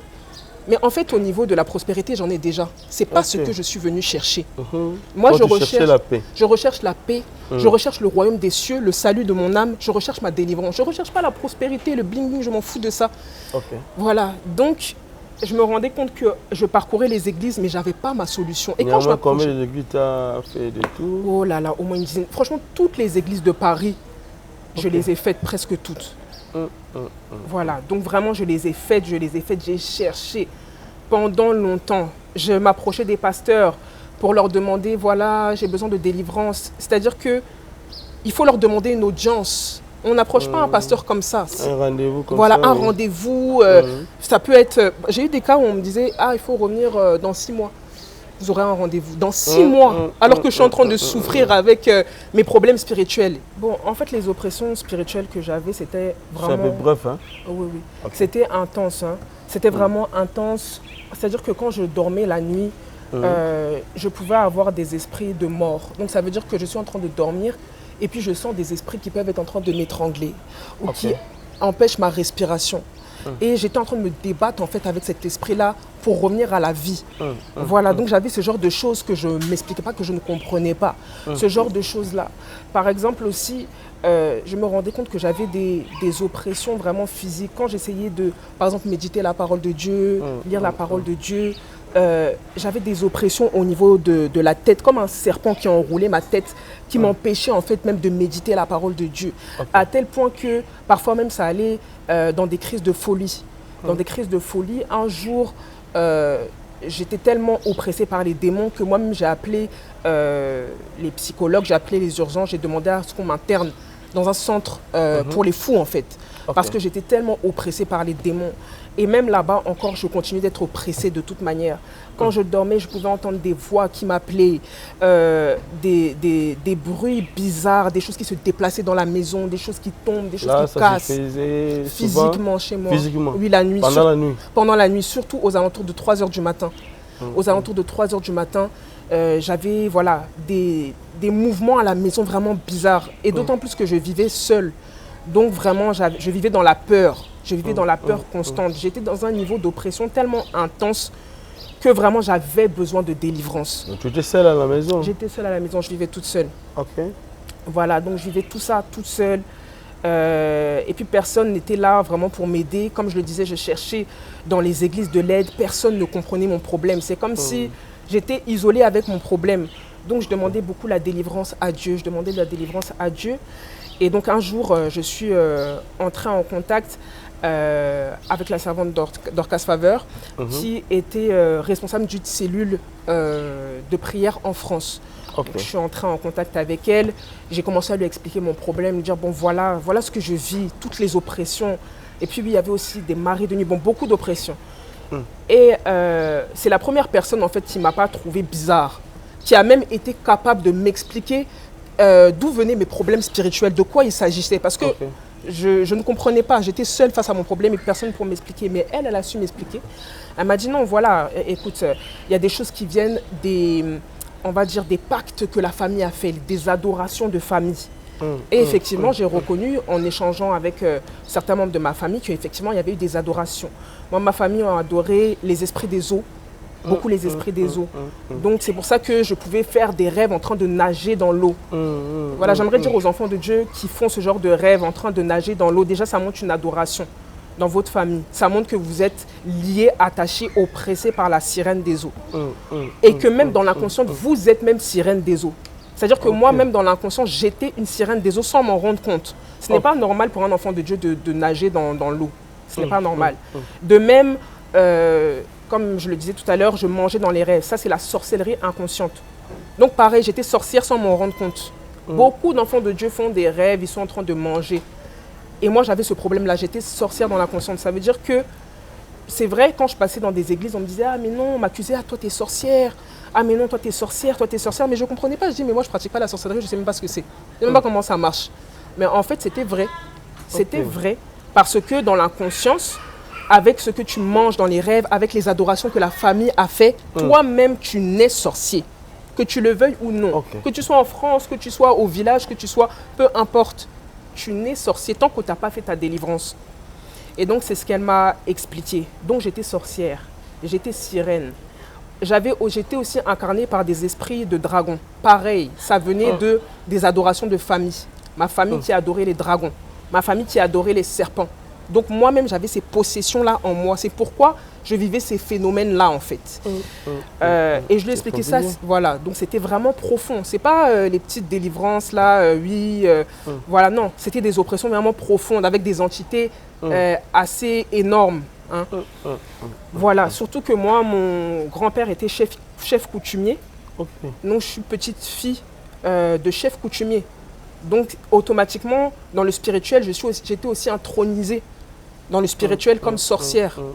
Voilà, parce que quand on est chef coutumier, en réalité, on est chef sorcier. Hein. En gros, c'est ça. Voilà, c'était comment ta délivrance avec la servante Maman Dorcas? Oui. Donc elle a commencé par m'expliquer déjà ce que je vivais. On a commencé à faire des prières de combat spirituel. C'était le même jour de votre rencontre? Voilà, le même jour de ma rencontre, elle m'a expliqué un peu voilà, ce que je vivais. Et puis après, il y a eu un suivi spirituel quand même. Hein. C'est pas du jour au lendemain. Elle a commencé à prier pour moi, on a commencé à intercéder, faire des prières de combat spirituel. Et au bout à peu près de quelques jours, on a programmé une délivrance. Donc 3 jours de délivrance où j'ai jeûné, j'ai prié. Et elle aussi, orientée par le Saint-Esprit, elle a commencé à chasser tous les esprits dont j'étais possédée. La délivrance, effectivement, c'est un bon point que vous soulevez. J'ai commencé par confesser tout ce que j'ai fait dans ma vie. Confesser toutes les, que ce soit les adorations ou mes propres péchés. Voilà. D'abord la confession. Voilà, donc confession, j'ai vraiment dit tout ce que j'ai fait comme adoration, les péchés moi-même que j'ai fait, et puis aussi les adorations que ma famille a fait, de ce que je connaissais. Voilà, donc confesser, et après effectivement là on est passé à la phase de délivrance. Et ce que j'ai aimé dans son approche, c'est que c'est une délivrance qui est conduite par le Saint-Esprit. Elle n'a pas utilisé d'eau, de sel, comme on peut voir dans certaines églises, d'huile, de toutes sortes de choses. De l'eau, tout voilà. ça, non. Il n'y avait pas. Il faut savoir que dans les anciennes églises où j'étais passée, on m'avait fait tout ça. Et ça avait aggravé mon cas. Mais là, c'était simplement conduit par le Saint-Esprit. Donc ça m'a beaucoup rassurée. Je me suis dit, ah, enfin, on ne va pas me demander... Voilà, on ne va pas me demander de mettre ceci, cela, de faire des choses qui ressemblent, qui sont proches de la sorcellerie. Hein. Là, ce n'était pas le cas. Juste le Saint-Esprit et la direction du Saint-Esprit. Et aussi, ce qui m'avait conforté, puisque comme j'avais croisé beaucoup de faux serviteurs de Dieu, ce qui m'a conforté dans l'idée et dans la confiance que c'était une vraie servante de Dieu, c'est que le Seigneur m'a montré des songes à son propos, en fait. Donc, pendant que j'étais en train de dormir, je posais comme la question à Dieu, ah, mais est-ce que c'est une vraie servante de Dieu? Ah, mais j'ai tellement croisé des faux, est-ce que c'est une vraie? Et le Seigneur m'a montré un rêve où j'étais... c'est un rêve que je faisais régulièrement, hein, où j'étais enfermée dans une prison spirituelle. Et d'habitude, quand je faisais ce rêve-là, mes ennemis dans le songe me terrassaient, quoi. Soit me tabassaient, me faisaient du mal. Voilà, j'étais habituée à ces songes-là. Mais cette fois-ci, dans la même prison spirituelle dans laquelle j'avais l'habitude d'être, je l'ai vue. J'ai vu la servante de Dieu, Maman Dorcas. J'ai vu Maman Dorcas intervenir. Et elle a commencé à prier au nom de Jésus-Christ. Et elle a ordonné vraiment à mes bourreaux dans le songe de partir au nom de Jésus-Christ. Et elle les a chassés en fait. Elle m'a dit, ne t'inquiète pas, je m'en charge. Et elle a commencé à prier au nom de Jésus-Christ, je vous ordonne, partez, libérez-la. Et eux, ils étaient en panique. Ils ont commencé à crier, non, arrête de prier au nom de Jésus-Christ, ça nous tourmente, arrête de prier, ça nous tourmente. Et ils ont fui. Et je me suis réveillée comme ça, j'ai dit, oh. C'est la toute première fois de ma vie de faire un songe comme ça, où enfin j'ai une délivrance.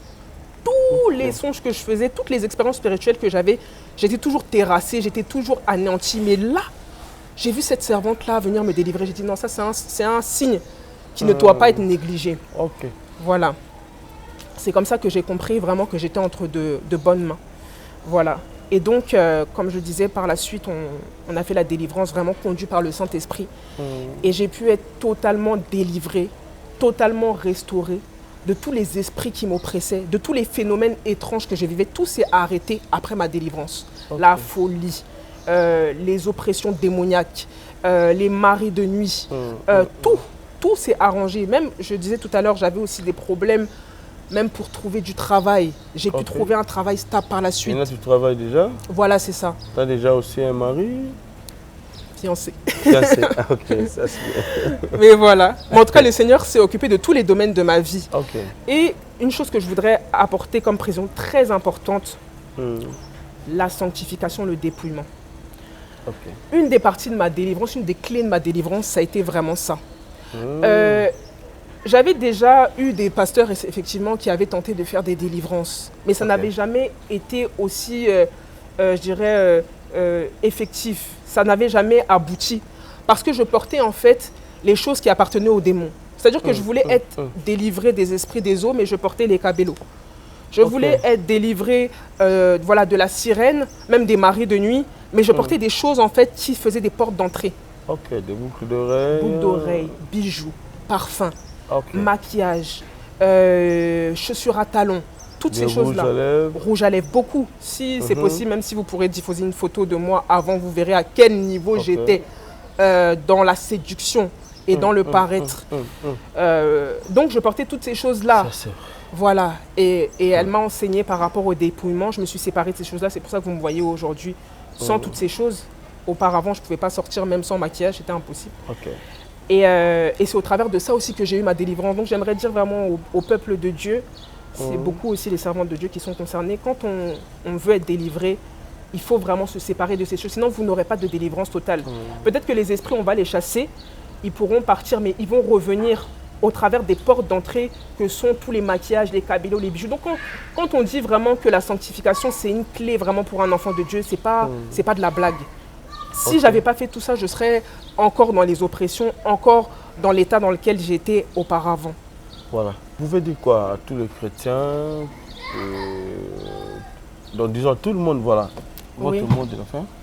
Mon mot de la fin, vraiment, c'est vraiment enfant de Dieu. La parole de Dieu dit dans le livre d'Un Thessaloniciens 5 au verset 23, que le Seigneur, en fait, souhaite notre sanctification totale.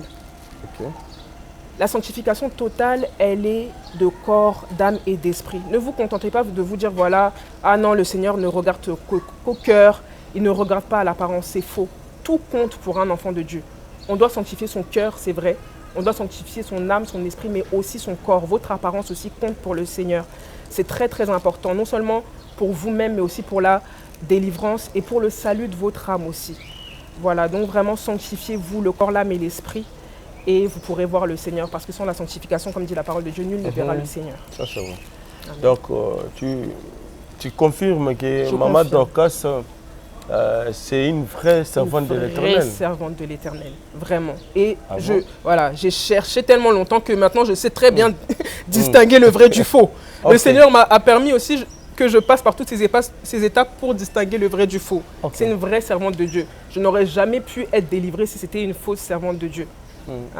Donc vraiment, je vous recommande vivement, si vous avez besoin aussi de délivrance, prenez contact en tout cas et vous verrez la main de Dieu dans votre vie. Le Seigneur va faire. Amen. Merci beaucoup. Donc, Tobengi, alors, nous appelons l'apôtre John pour qu'il a clôturé l'émission. C'est parti. Bonjour, apôtre John. Bonjour. Chrétien, à ce moment, je ne sais pas moi, raconte Maman Dorcas. En fait, et ça la mine nini bango baza piste na mikila poto yoza na biso na Kinshasa na habité beaucoup tani parcelle moko beaucoup tani église moko songolo pakalande boza ensemble na bango bien comment en fait songa biso et pose ali pasteur apporte une église nini et voilà ya bangi nzambe wana ndenge ni papa journaliste na yebi ke ona koyebisa yo ekokamwisa bato mokili mobimba. Voilà. Pourquoi? Parce que en tout cas, c'est pour la première fois naza la expérience personnelle dans Zambie. Amen. Ça c'est bien. Nga naza d'abord missionnaire pendant 15 ans dans le ministère du combat spirituel. En 2022, Nzamba yebi singa que non. Pour le moment, okiko tikana nu activité nyonso. Zalaka ka yomoko na ngina pesa yo mission ya sika. OK. Na kokaki pe ko yeba est-ce que c'est Dieu qui me dit ou soit ezaka ngamoko. Après na yeko kota na église mususu o ya pasteur na biso, pasteur Michel OK. Pasteur Michel alingaki apesanga batache ebele pona salela Nzambe. Mais Nzambe apekisi nga alobi non kozwa ta responsabilité mon côté. Nga nazo utiliser yo na manière mususu. OK. Parce que omoni papa journaliste époque nyoso Nzambe atindaka basali na ye na message oyo précis na moment précis. Ça c'est vrai. Alors yo tuninga question ya bien que ndeni no kutani na mama Dorcas bango baza na poto siko yo oza wana Kinshasa. Na pesi yo kama parcours na ngapo yo kakeno naza mwana te kati na musala oyo. Voilà, ça c'est bien. Ba maman servante de Dieu, maman Dorcas. OK. Ba ye kufanda isika moko nanga parce que lopango oyo eza ba flat o bato apoto bayaka. Nga siko nazo futela awa. Tango bango baye awa moto akipaka moto azate. Na yebaki te keno basala Nzambe moko baye awa. Na ndenge bayaki na ndenge bazayaki na yebite. Mais na pourquoi bango uti ko visiter ville baye na yoki kaka molimo etindi kinga keno il faut ko servir bango ba kiti ya kofanda. Na pesi bango ba kiti ya kofanda. Alors bango bafandi après bamati. Jour suivant na moni lisusu ba servante ba bimi bango baye. À ce moment-là, maman évangéliste Priscille, elle s'approche ici Kanazaki, to bandi ko solo là, malembe. Na ukika maman Dorcas, a ebisi évangéliste keno, kota fanda o solo là naye bien. C'est quoi à ce moment-là, Priscille aye a bandi ko côté yanga, bandi côté yanga. Après si qu'on a tuni yo zanani, abinga naza prophétesse. En même temps naza évangéliste. Alors tango apesi témoignage ya makambo ya lekeli na ndenge azali, en tout cas touchenga makasi. OK. Na mimoni que non, moi je suis serviteur de Dieu pendant des années, mais expérience wana na yokango na nuti. Enga na tuniye que non, mais qui t'a délivré alors? Il dit non, c'est la maman que vous voyez là-bas. C'est maman prophétesse. Je dis qui il est? Il dit non, c'est une prophétesse de Dieu, maman Dorcas. Je dis oh, c'est maman Dorcas qui a délivré yo na ba condition yo sozo ye bisangawa. Je dis oui, il a délivré ngai. OK. Si qu'on a tuniye que non, si qu'on église na bino ezawapi. Je dis non, tout ça dans l'église était. Mais c'est comme message na bino, doctrine na bino eza nini? Doctrine na bango eza sanctification. OK. Alors to débattre pour la sanctification, ngana ye et na yoki que non. Biso toza basali Nzambe, mais tozana nous kati na ba péché conscient et inconscient. OK. Après si quoi? Bien salita d'année na musala. En tout cas, je te dis parfois bato bazo landa biso. Baoki komona lokola blague ou soit bazo tala apparence ya maman Dorcas na ndenge azali.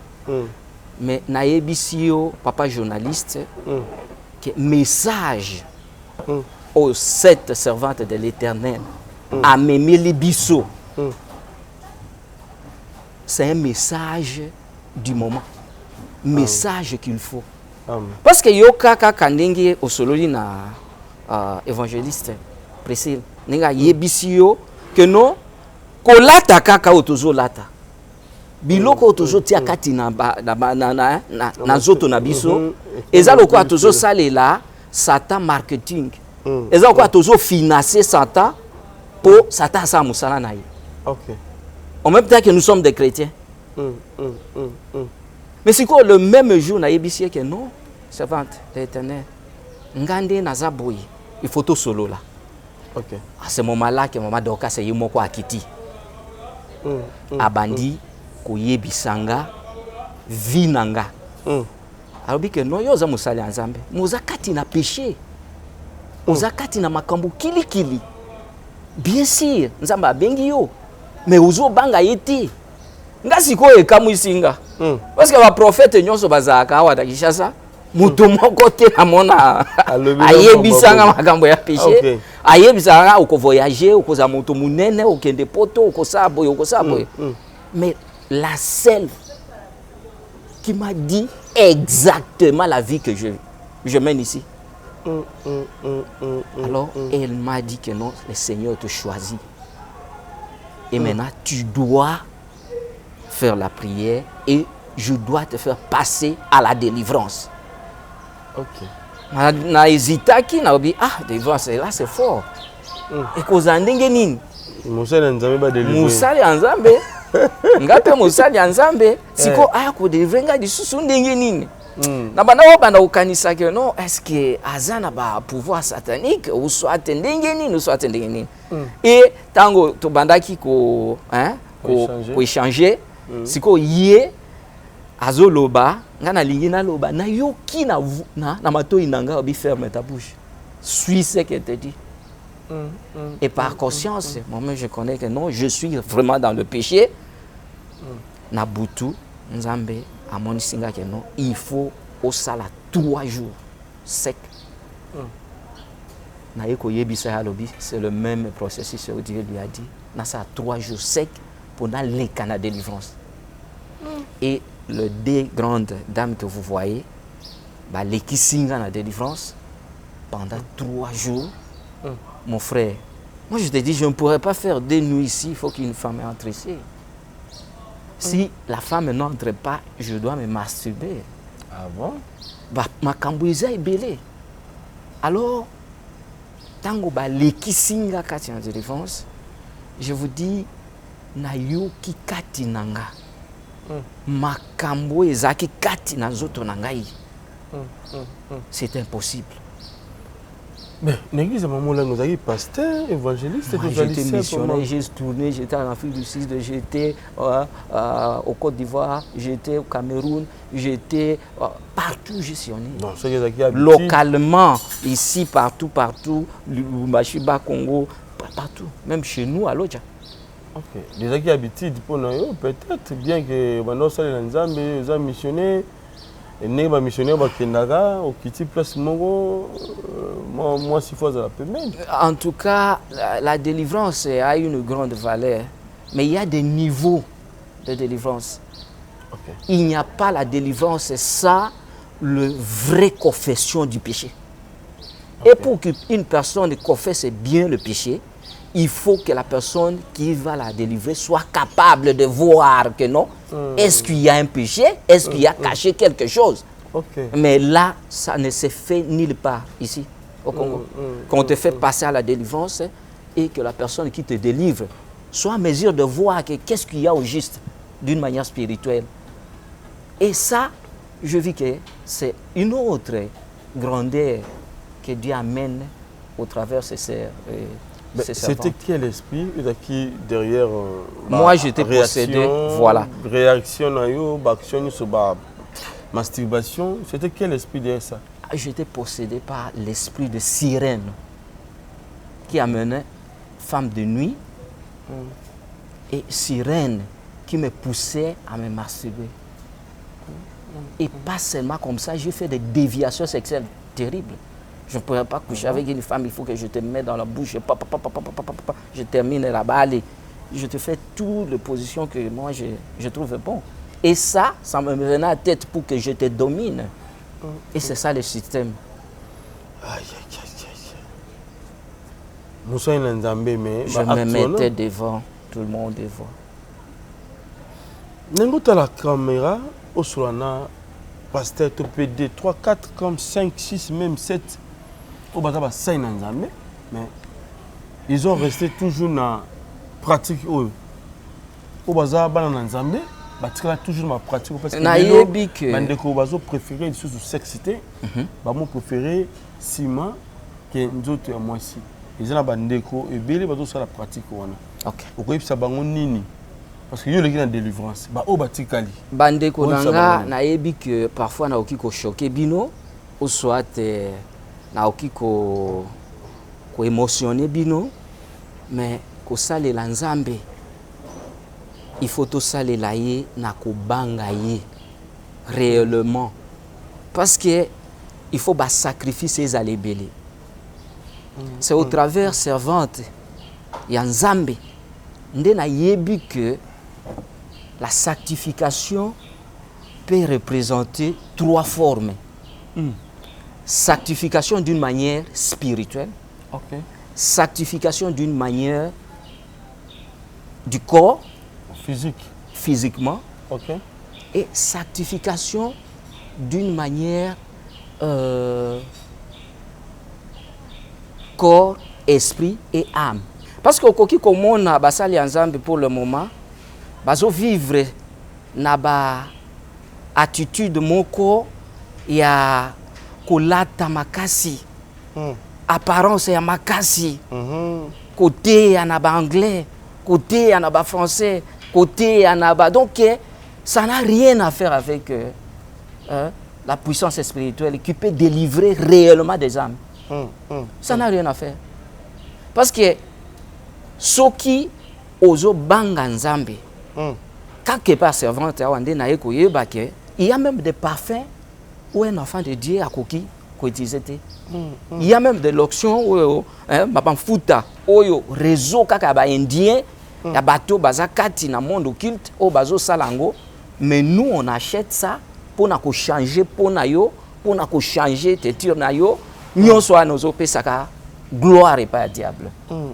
Et plus surtout ne pas craindre leur péché. Et belé baza okolanga de nazaraki katina ikobo katina ukuta katina muyibi katina forme nyonso et adoration à diable.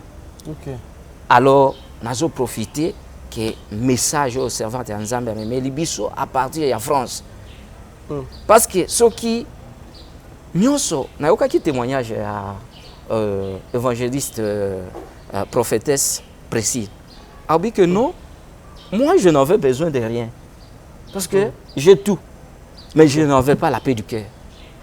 Boyoki qui a sillonné l'église nyonso en France. Il y a minene. Mais à Zouaki de la France c'était.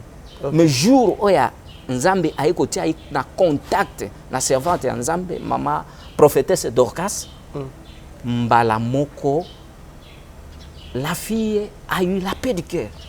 Et elle commence maintenant à servir Dieu. Voilà. Namakolo ya maman Dorcas. Mais tant qu'il y a un message, j'ai essayé de partager avec quelques personnes. Tout le monde sont venus pour dire que non, ça c'est du jamais vu. Alors il ne faut pas nga nakoki kozali sous fanatique à mototi, fanatique à groupe ou soit communauté ou soit nini, mais n'accepter dans un fanatique à Jésus-Christ. Amen. Alors je dois servir Jésus-Christ dans la vérité, au travers le message du temps, la sanctification. Et ça m'a marqué. Alors, je suis déterminé, yakosa Nzambe, na ko memamba na Nzambe nyonso, kati ya voix oyo Nzambe alingi tozala. Voilà. Zala bref la question. OK. Pourquoi vous acceptez le ministère tout pour dire ministère ya maman Dorcas? Parce que lelo, alors moi ça côté mon balité, moi si à Rose jamais divorcé à mi bali. Basi il faut baza ko vendre mon bali à côté les malibo soit cher, mais maman Dorcas habillé eza vision Nzamba pesier, il faut ça là au Nzamba ebisier. Passage wana été batu ebele kati na trouble parce que batu baza na profondeur ya spiritualité te. OK. Basi o babanaki koloba. Eza basi oyo ya état époque wana. O bazaki kati na péché loko la princesse. OK. Servante de l'Éternel abandaki koloba ndenge azalaki. Kati na drogue, kati na impudicité, kati. Ce sont des femmes oyo Bible lobi ki bakoki ko télématé. Mais il y a des femmes spirituelles. OK. Parce que Dieu il n'est pas de sexe, mais Dieu c'est un esprit. Lorsque vous avez l'esprit de Dieu à toi, tu peux prêcher sa parole. Et, mais moi j'étais ici 2 années. Qui m'a délivré? Qui me connaissait même? Mais voilà la preuve alors. Voilà. La servante. Et lorsque j'ai essayé de cacher mes iniquités, il me dit que non, tu n'as pas encore rien dit. Il faut tout dire. Alors ça, si tu n'as pas l'Esprit de Dieu, tu ne peux pas me découvrir comme ça. Voilà.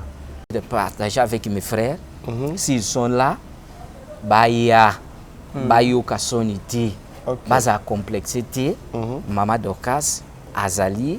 Voilà, vous avez suivi la servante Priscille, aussi l'homme de Dieu, Papa John, ou Bazaki, des passages dans l'émission Nabiso Lelo.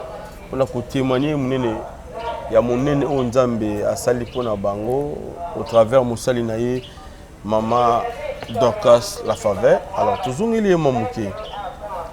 Maman, toujours il y a un débat na yo awa, tout le monde témoignage à Bandeko, il y a en fait déjà témoignage à Moussali Nzambe, Papa apporte John, mais aussi Maman Nabiso Priscille.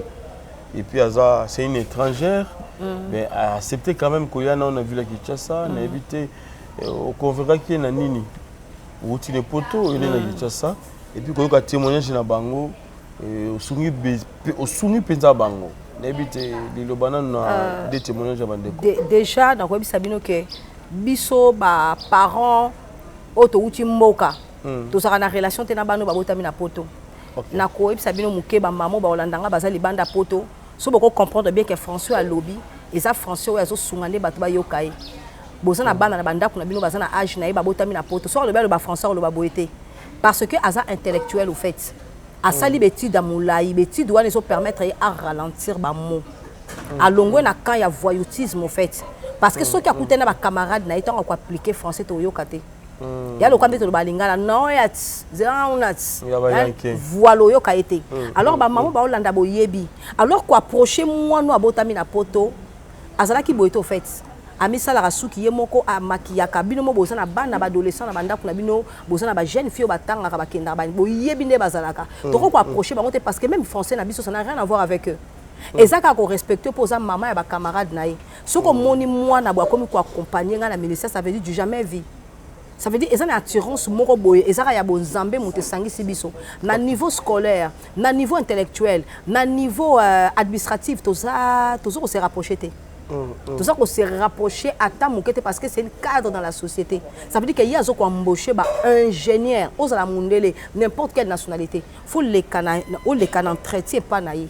Alors, tant que le langage intellectuel, mais là, on est au sein de la Congolais, vraiment, le côté lié à approcher. Ce qui est le côté monité, au fait. Et ça, on est au landa qui est sous la haute vivaki. Et ça, les cas, c'est l'ensemble en même temps, on s'appelle Moussala Naï. Voilà, ça c'est bien. Toujours, il y a des bancs à Bisso, on sait que Bisso, ils allaient dans Banabasi, topé maman au Bazaki, Pembe Nzambe, Bazaki mentionné la Bible. Est-ce que ça voilà. Recherche en oui, oui, na zongeli bino parce que na Bible, ils ont apôtre mi balé batambola qui pena Paul. Paul y est moko malgré cette interdiction wana mais tambola qui na basi. Basi na basunga qui na parcours à ministère. Bible zo na Luc chapitre 8 verset 2, les 12 étaient avec lui. Voilà tous autres ministère à Jésus nan. Les 12 étaient avec lui, Jésus. Quand on a la Jésus. La Bible dit que quelques femmes qui avaient été guéries des esprits malins de maladie. Marie de Magdala boyebi asopa ki malasi na makola Yesu. Abika ki l'esprit nde alanda ki sou Yesu. Ça sous la moi simoko na Bible ezoloba ezoloba la biso moi la moi simoko boy Marie de Magdala et de laquelle étaient sortis 7 démons. Et puis Jeanne, femme de Chouza, intendant Hérode. Mon bala qui intendant il y a Hérode. Moi si on n'a pas bika qui na maladie moko boy na ba esprit malin alanda ki pe Yesu. Et puis ça na moi si moko boy lisusu na kata bengi na komba Suzanne. Et puis lobi plusieurs femmes étaient aussi là. Ça veut dire que tangeli biso misato be bazala ki belé. O basala ki ministère accompagnement à Jésus. Mais dans Romains chapitre 16 le sous Bible zo le bana biso ke zala ki lisusu. Na basio ba serva ki pe Yesu. OK. Romains chapitre 16. OK. Tous les Bible dans Romains. Voilà, Romains 16. Nous allons trouver rapide pour le temps. Voilà, Romains chapitre 16, le verset 7. Bible le biso les apôtres Paul a salué baso ya salakina bango. Alobi saluer Endorsi et Junia, mes parents et mes compagnons de captivité. Ça veut dire que Junior Wanaza moko oyo adopta qui peut Paul na ministère na accompagner qui est. Et puis dans le chapitre 16 wana na verset 3 Paul azolo ba saluer Priscille. Ndenge moi na ngazali Priscille, Prisca. Okay. Priscilla. Saluer Prisca et Aquilas, mes compagnons d'œuvre en Jésus-Christ. Ça veut dire que Priscille wana tika ki ndakuna ina mobile na Aquilas ba accompagner Paul na ministère que de côté ya. Ça veut dire que ça qui n'a pas trop basé là Jésus basa mentionné na Bible même yemoko azala qui comme mentionné bango pe ko pesa bango lo kumu na longonia na musalo basé là qui Yesu. Voilà. Merci maman, je crois bien ba preuve convaincante et sungi biso et sungi pe bande ko bota la biso. Amen. Alors eza mo belé to ko ta ko tapenate prochainement on va y revenir encore pour nato sur la suna maman Matango Moulay. Alors, est-ce que ça n'a pas vision ou peut-être ma pissio pour na maman et tout ça ma bouche qui a bandé qu'on a vu sur Koufi Belé on a quitté ça presque baptiste ba Koufi.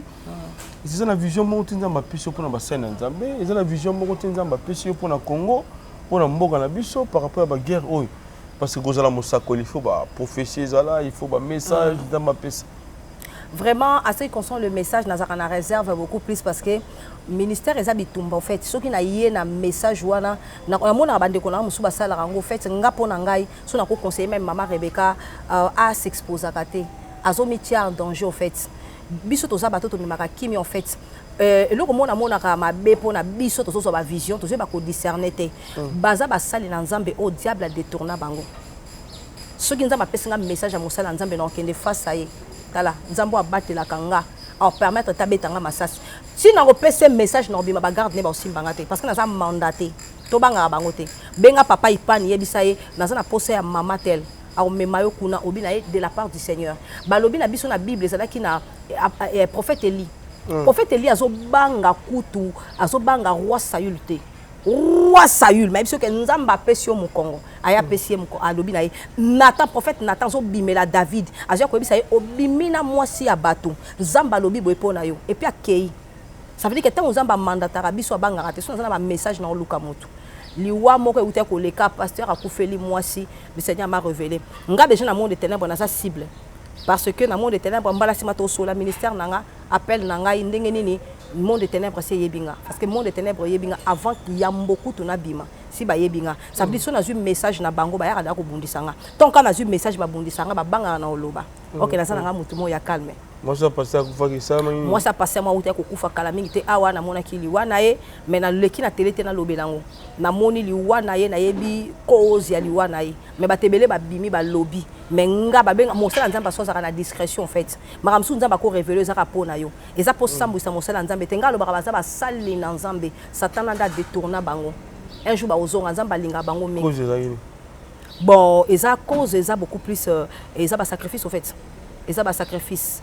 Et quand le Seigneur me montre ça déjà dans sa combattu, déjà comme on a vision dans ça trop combattu dans ça qui attaqué vision en pamba et bon ceux qui n'a mission on a attaqué à niveau ni le quoi to sel Nzambe to ko linga to s'exposer te mais makambo ezali belé et c'est belé on a vu ça ba na Nzambe na lobby bolanda apparence te bolanda prophétie te prophétie serein des oies pesarango donc ba na Nzambe vraiment et nana lobela muke ministère voilà on a tiré le temps.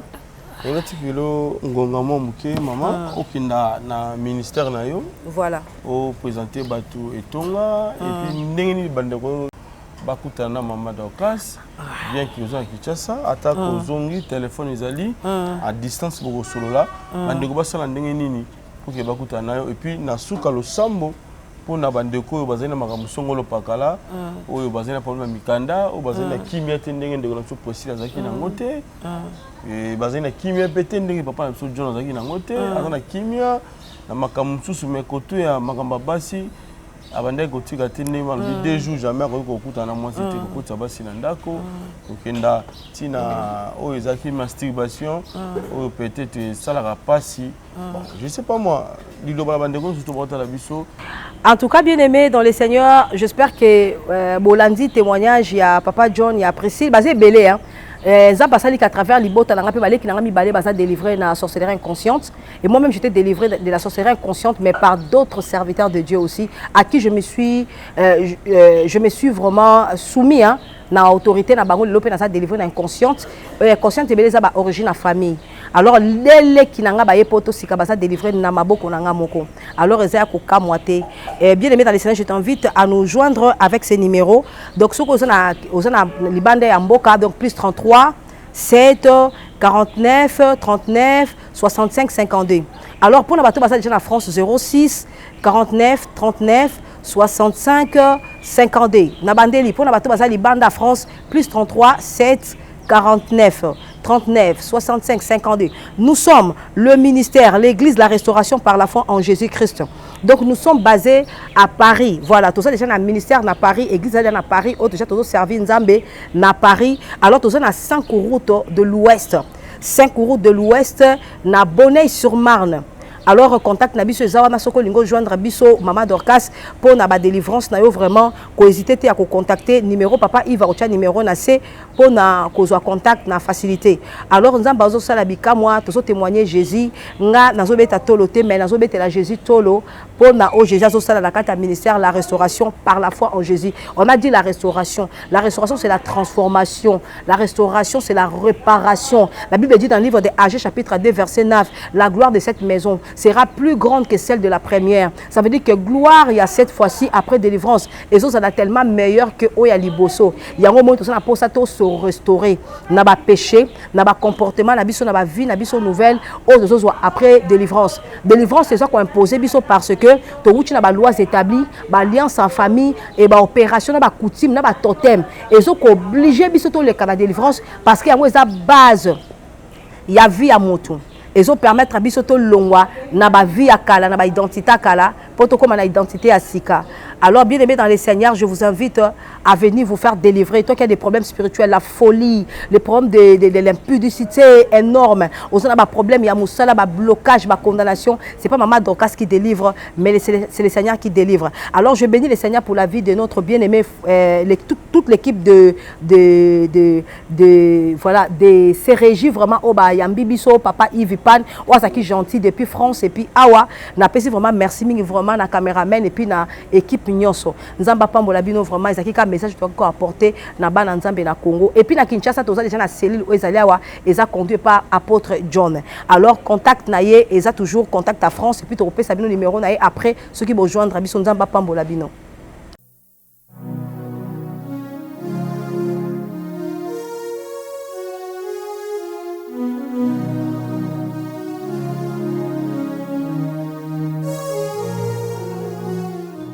Allô ma fille, oui, nous sommes à Sainte-Thérèse, mais nous sommes comme un agent sangote. Petit, excuse, nous sommes à service. Nous sommes à 0 mètres sur la station. Il y a un pour là.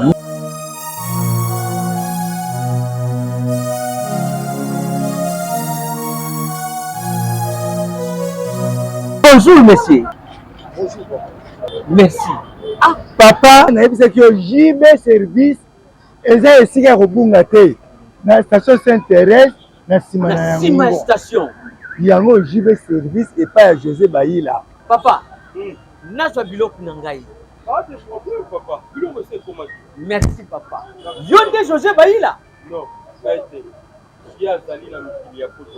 Merci beaucoup. Ma fille, Kubanda Lelo, agence ya solo oyunga na confirmé eza bongo JB Service. Alors, ngai pe ya uti ku yibisa bande kuna ngai mususu. Pona kubenga JB Service, ba numéro ya kubenga yango oyo. En plus, na JB Service eloko eza awa. Eza na sécurité, assurance et puis baza na respect ya maluba na bango ndengi balubaki ndengi kaki isalami. Ah bon, na ba petit colis et yaka pe on JB Service. Wow, na ba mituka. Bandiku yo mutoza na Europe po otinda biloko na yo kosankete agence eza kaka moko JB Service. Alors à part na Kisasa eza pe na Brazzaville eza pe na Angola. Ah, JB Service José Baïla azo continue toujours kodonda bango aza kubeta ka bango. Frappe finale, frappe na retour.